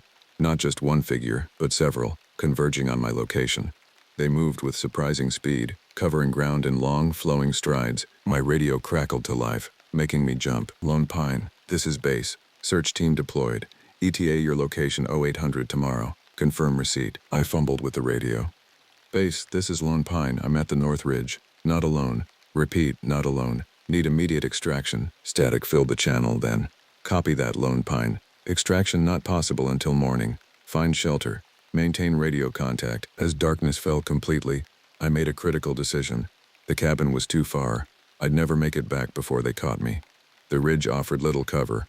My only chance was to keep moving, to find somewhere defensible to wait out the night. Beneath me, the whistling communications grew more complex, more urgent. They were coordinating, surrounding my position, and they were closing in. I moved along the ridgeline in near total darkness, using only the ambient moonlight to guide my steps. My flashlight remained off, a beacon I couldn't afford. The whistling calls continued from multiple directions, a communication system I couldn't decipher but whose meaning was clear. They were hunting me. The ridge narrowed to a knife edge of rock with precipitous drops on either side. My choices were limited: go back toward the creatures or continue forward into unknown terrain. I pressed on, my hand against the rock face for stability. The ridge eventually widened into a small plateau, where I discovered an unexpected shelter, an old fire lookout tower, long abandoned but still standing. The wooden structure creaked in the wind, its windows broken, its door hanging from a single hinge. It wasn't ideal, but it offered height and visibility, advantages I desperately needed. Inside, I barricaded the door with what remained of a desk and chair. The tower's single room contained little besides broken furniture and animal droppings. A rusted metal ladder led to a hatch in the ceiling, access to the observation platform above. I climbed up, emerging onto a small platform surrounded by railings. From this vantage point, I could see much of the surrounding wilderness, the dark mass of forest below, the silver ribbon of lake in the distance, and the faint outline of Lone Pine Cabin on its shore. The radio crackled again. Lone Pine. Status report. I described my location and situation in hushed tones. Understood. Dawn extraction still confirmed. Can you hold position? Affirmative, I whispered, though I was far from certain. The first hour passed in tense silence. I scanned the darkness constantly, straining to hear any approach over the wind that whistled through the tower's broken windows. My mind raced through everything I'd learned. Cascay's research, the footprint casts, the indigenous names for the creatures that had claimed this wilderness as their territory. The attack began just after midnight. The first indication was a heavy thud against the tower's base. The entire structure shuddered. Then another. They were testing its strength. I peered over the railing and saw them for the first time in clear moonlight. 3 massive figures circling the tower's base. They moved with a fluid grace that belied their size, sometimes on 2 legs, sometimes dropping to all 4s. Their bodies were covered in dark hair, their limbs longer than any human's, their heads slightly elongated with pronounced brow ridges. One looked up, meeting my gaze with eyes that reflected the moonlight like a nocturnal animal's. The intelligence in that gaze froze me in place. This wasn't mindless aggression, it was calculated, purposeful. They began to rock the tower, coordinating their efforts. The wooden structure groaned in protest, decades-old nails pulling loose from weathered boards. I wouldn't survive a collapse from this height. The radio remained silent despite my desperate calls. Either base couldn't hear me, or they were choosing not to respond. As the tower's movement became more violent, I made a desperate decision. The structure wouldn't last until dawn. My only chance was to use the height to my advantage, to break past them and run for the dense forest where I might lose them. I gathered my remaining supplies, securing my pack tightly to my body. The tower lurched dangerously as one of the support beams splintered. Time had run out. I threw open the hatch and half climbed, half fell down the ladder into the main room. The barricaded door was my only exit, but removing the furniture would take too long. Instead, I kicked at one of the broken windows, clearing away the remaining glass. Outside, the whistles changed tone. They detected my movement. The tower rocked more violently. I squeezed through the window onto a narrow ledge just as the tower gave an ominous crack. Below me, one of the creatures moved to position itself beneath my escape route. In the moonlight, I could see its massive shoulders, its arms hanging nearly to its knees. The tower lurched again, and I lost my grip. I fell, my backpack catching briefly on a protruding nail before tearing free. I landed hard on the rocky ground, pain shooting through my ankle. No time to assess the damage. I scrambled to my feet and ran, an awkward, limping sprint toward the tree line. Behind me, the whistling reached a frenzied pitch. I made it 20 yards before the first creature cut me off, emerging from the darkness with shocking speed. It stood fully upright, towering over me, its massive silhouette blocking the moonlight. The smell hit me then, musky, primal, unmistakably alive. I changed direction, veering toward a steep slope of loose rock. A dangerous descent, but my only option. Another creature moved to intercept, forcing me to adjust again. They were hurting me. Each time I found an escape route, one would appear to block it, forcing me back toward the center of the plateau. Never attacking directly, just controlling my movement until I stood with my back against the fire tower's last standing wall. The 3 converged slowly, their whistling now a soft, almost melodic sound. The largest stepped forward, moonlight revealing its face clearly for the first time. A face both familiar and alien, with deep-set eyes that held unfathomable age. It stopped 5 feet from me and lowered itself to a crouching position. The behavior was so unexpected that I remained frozen. Bear spray clutched uselessly in my hand. The creature extended one long arm toward the ground between us, its fingers tracing patterns in the dirt. When it finished, it looked up expectantly. I directed my flashlight beam at the ground. The creature had drawn a crude but recognizable map of the Kagiak Wilderness area. With one long finger, it circled the area around Lone Pine Cabin, then drew a line from it to the southern boundary, the location of the new resort development. It was showing me the encroachment on its territory. The realization hit me with stunning clarity. This wasn't just an attack, it was a message, a warning. The creature made a new sound, not whistling, but a deep, resonant vocalization that seemed to form words just beyond my comprehension. It gestured again to the map, then to itself, then to me. "You want me to leave?" I said aloud. The creature's head tilted slightly. "You want all of us to leave?" It made the sound again, lower this time, almost sorrowful. The standoff might have continued indefinitely had the tower not chosen that moment to collapse completely. The sudden crash startled all of us. In the confusion, I saw my chance, a gap between two of the creatures, a clear path to the forest below. I ran. My injured ankle screamed in protest, but adrenaline carried me forward. Behind me, the whistling turned aggressive again.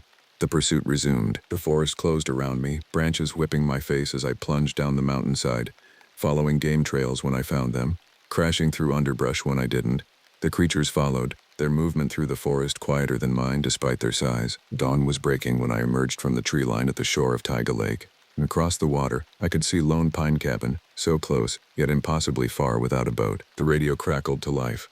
"Lone Pine, this is Extraction Team. We have visual on the lake. What's your position?" Through the early morning mist, I spotted the helicopter approaching from the east. Relief flooded through me. "I'm at the south shore," I shouted into the radio. "Hurry!" The bushes behind me rustled. I turned to see the largest creature standing at the forest edge, partially concealed by the trees. It made no move to approach, simply watching as the helicopter descended toward the lake center. Our eyes met one final time across the distance. In that gaze, I recognized something I hadn't expected. Not hatred or aggression, but a profound territorial determination.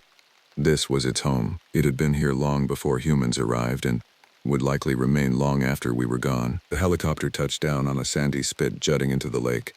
Two search team members emerged, waving urgently for me to join them. I backed toward the water's edge, unwilling to turn my back on the creature. It remained motionless, watching. As I waded into the shallows, moving toward the helicopter, I heard it make the whistling call one last time. 3 notes, pause. 4 notes, pause. 3 notes, a message, a warning, a promise. I never returned to Lone Pine Cabin. My official report mentioned bears, exposure, and dangerous terrain as the threats facing the missing hikers. I said nothing about the creatures, the caves, or Cascay's research. No one would have believed me anyway. 6 months later, I read a small news item about the cancellation of the resort development at the southern edge of Kagiak Wilderness area. Environmental concerns, the article said. Protected habitat. I sometimes wonder if Cascay is still out there somewhere, if he knew more than he revealed in his journals. I wonder if the creatures still patrol their territory, still watch the cabin, still wait for the next ranger to arrive. And sometimes, on quiet nights when the wind blows just right, I find myself listening for a pattern in the sounds outside my window. 3 notes, pause. 4 notes, pause. 3 notes. The watchers remain, and they remember. The radio crackled to life, breaking the comfortable silence of the ranger station. "Base to Ranger 47. We've got a report of hikers missing near Blackwater Ridge. Family of 3. Last check-in was yesterday at noon. Over." I grabbed the handset, feeling the familiar weight of responsibility settle onto my shoulders. "Copy that, Base. I'll head out immediately. Any coordinate info?" Over. "Last known position was near Twin Pines Shelter. Storms knocked out the emergency relay last night. Weather's clearing now, but we've got fog rolling in this evening." Over. "Copy. I'm on my way." Over and out. This was my 10th year as a ranger at Blackwater National Forest. Some called it remote. I called it home. The endless expanse of pine and spruce became my sanctuary after leaving the chaos of city life behind. The cabin I'd built with my own hands was simple but sturdy, a physical metaphor for the life I'd chosen. I gathered my gear methodically, each item essential for wilderness search and rescue. The weight of my pack was comforting, like an old friend. I thought briefly of the dog-eared copy of The Wendigo by Algernon Blackwood sitting on my nightstand, a horror novel I'd been reading during evening storms. The old tale of wilderness madness seemed particularly ill-timed now. As I prepared to head into the deepest part of the forest, the drive to the trailhead took 40 minutes, the service road narrowing until it was barely distinguishable from the surrounding wilderness. I parked, shouldered my pack, and checked my GPS. Twin Pines was 8 miles in. A family with a 10-year-old would take it slow, especially if they were inexperienced. As I hiked, the forest embraced me in its familiar silence. Only it wasn't quite silent. The birds had gone quiet, something I'd noticed happening more frequently these past months. The locals had their theories, of course. The old-timers at the general store spoke in hushed tones about the tall one who walked these woods. I dismissed their stories as backwoods folklore until that day 3 months ago. I'd been marking trail boundaries when I found the footprints. Not deer, not bear. Something bipedal with a stride length that defied human proportions. I'd laughed it off then, blaming deformed tracks from overlapping prints. The scientific explanation felt hollow, but I clung to it anyway. The fog began rolling in earlier than forecast, transforming familiar landmarks into ghostly silhouettes. I quickened my pace, wanting to reach the shelter before visibility dropped further. The silence intensified, broken only by my breathing and the occasional snap of twigs beneath my boots. Then I heard it, wood knocking against wood. 3 distinct impacts, from somewhere to my right. The hairs on my neck stood at attention. "Hello?" I called out, hoping for a human response. "Forest Service, anyone there?" Nothing. I pushed forward, telling myself it was just a falling branch or perhaps the missing hikers trying to signal. But a deeper part of me, the part that remembered every unexplained incident I'd encountered in these woods over the years, whispered otherwise. The shelter appeared through the fog like a mirage, a simple 3-sided wooden structure offering minimal protection from the elements. Inside, I found evidence of recent occupation, a backpack, a child's stuffed animal, and the cold remnants of a fire, but no people. I keyed my radio. "Ranger 47 to base. I've reached Twin Pines. Found belongings but no sign of the family. Continuing search in vicinity. Over." The radio hissed static back at me.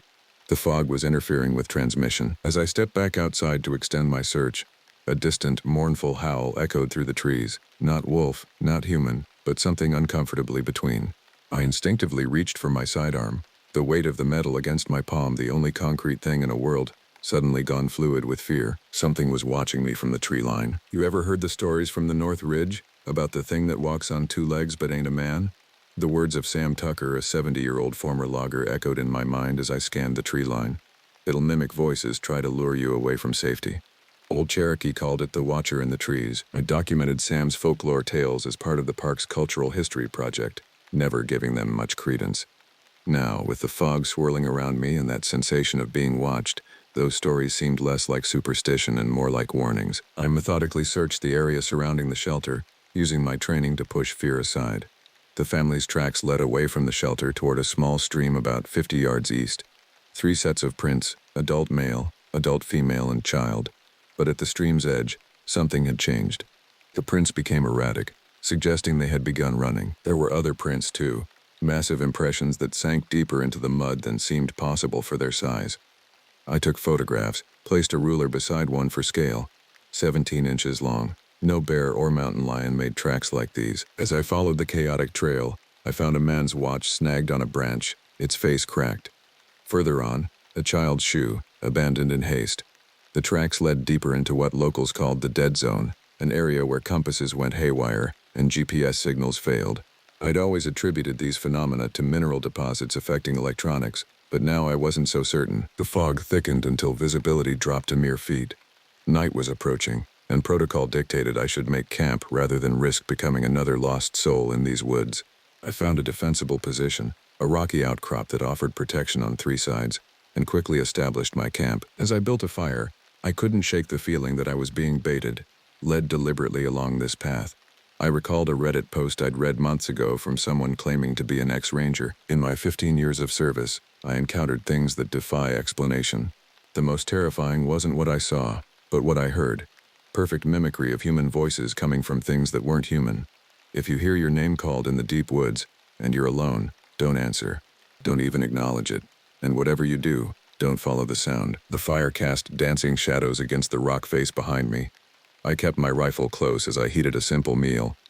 The radio remained stubbornly silent despite repeated attempts to reach base. I was on my own. In the darkness beyond my fire's glow, wood knocks sounded again, this time in a distinct pattern. 3 quick knocks, pause, 2 knocks. Not random, intentional communication. Against my better judgment, I knocked back. 3 times on a nearby tree trunk. The forest went completely silent. Even the ambient sounds of wind through leaves seemed to hold their breath. Then came a response that turned my blood to ice. My name. called out in a perfect imitation of my supervisor's voice. "This is Ranger Service," I called back, fighting to keep my voice steady. "Identify yourself." Only silence answered, stretching agonizingly until it was broken by the sound of something large moving through the underbrush, circling my position just beyond the firelight. I readied my rifle, adrenaline sharpening my senses. "I am armed," I announced to the darkness. "Show yourself slowly, or move on." The movement stopped, directly in front of my camp, just outside the fire's illumination. I could sense a presence, tall and still, watching, waiting. A child's voice emerged from the darkness. The missing 10-year-old. "Can you help me? I'm lost." Everything in my training told me to respond, to move toward the voice. Everything in my gut screamed it was a trap. I stayed put, rifle raised.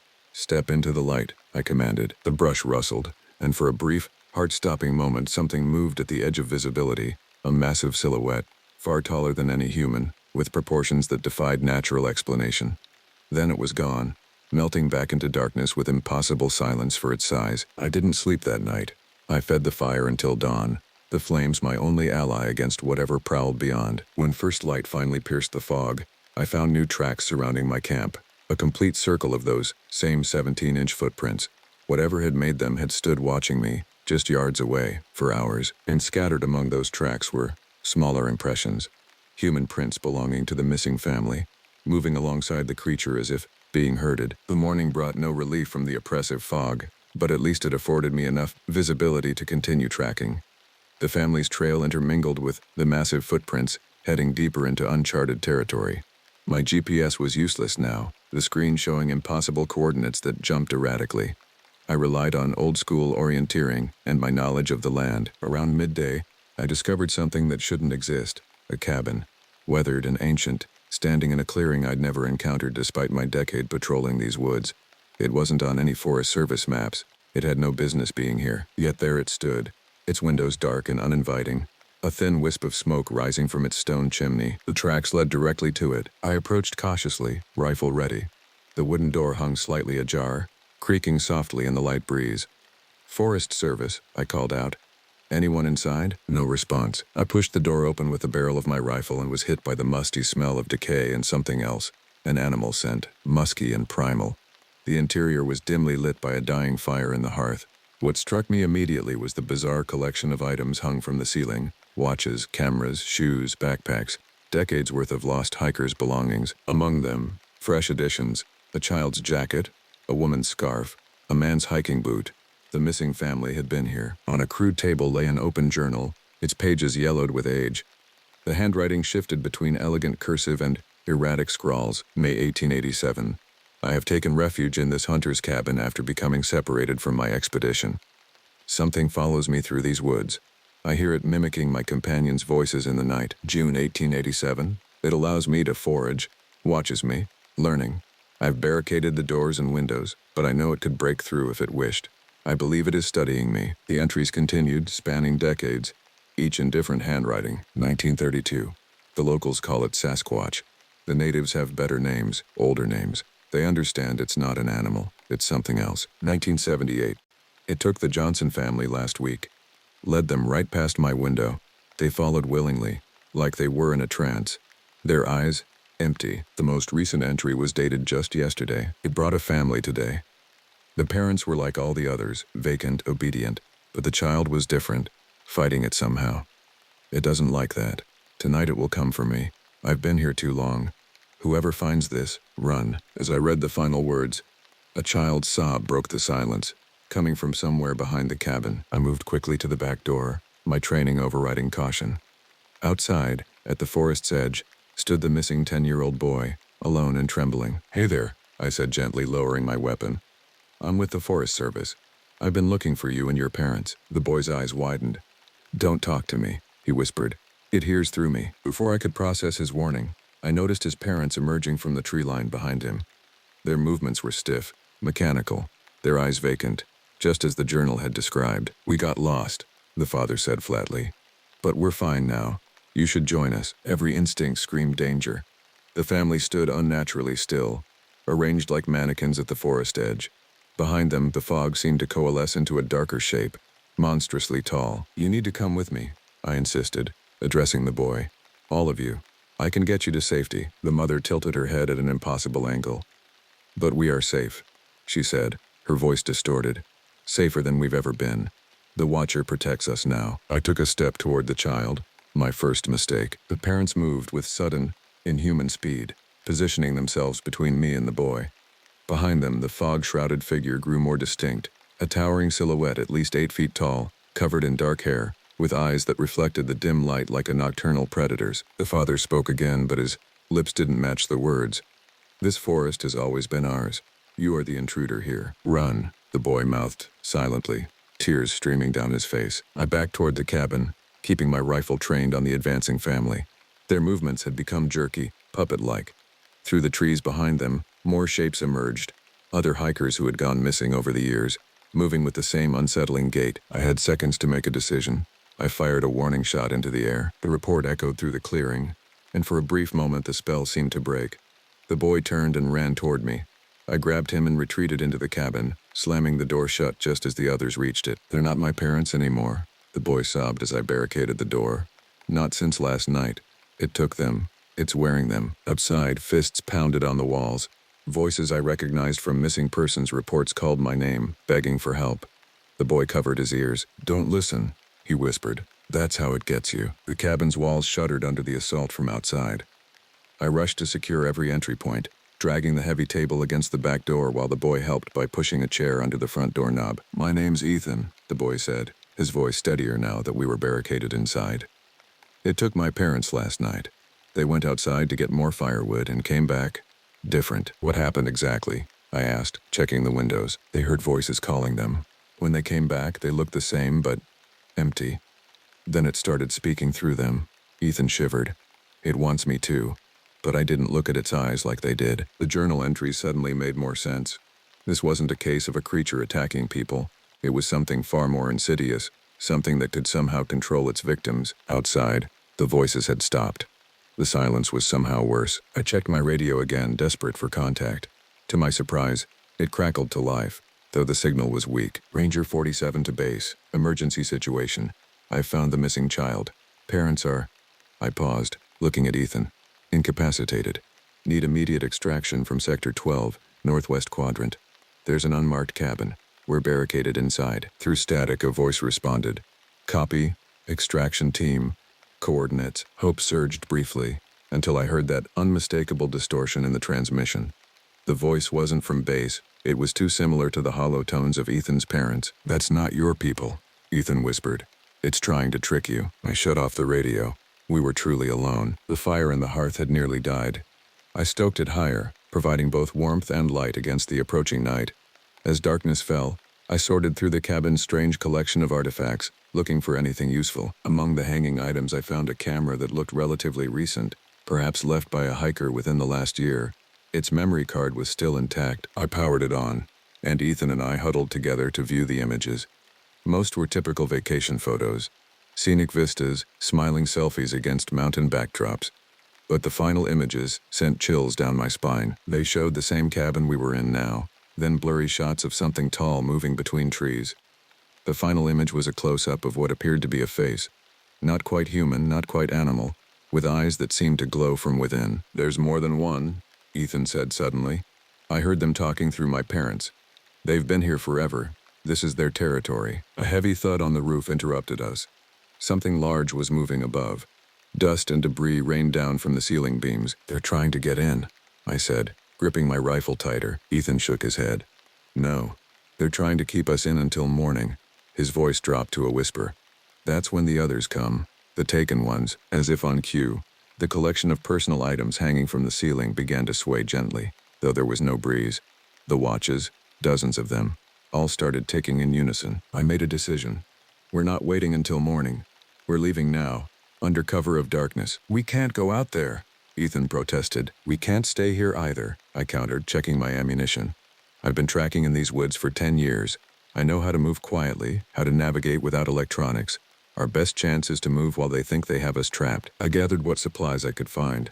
A hunter's knife from a drawer, matches, an old canteen. From my pack I produced emergency flares and a compass that spun wildly, confirming we were still in the dead zone. Here's the plan, I told Ethan. We slip out the back window. It's the smallest opening, least likely to be watched. We move quickly but quietly. No talking.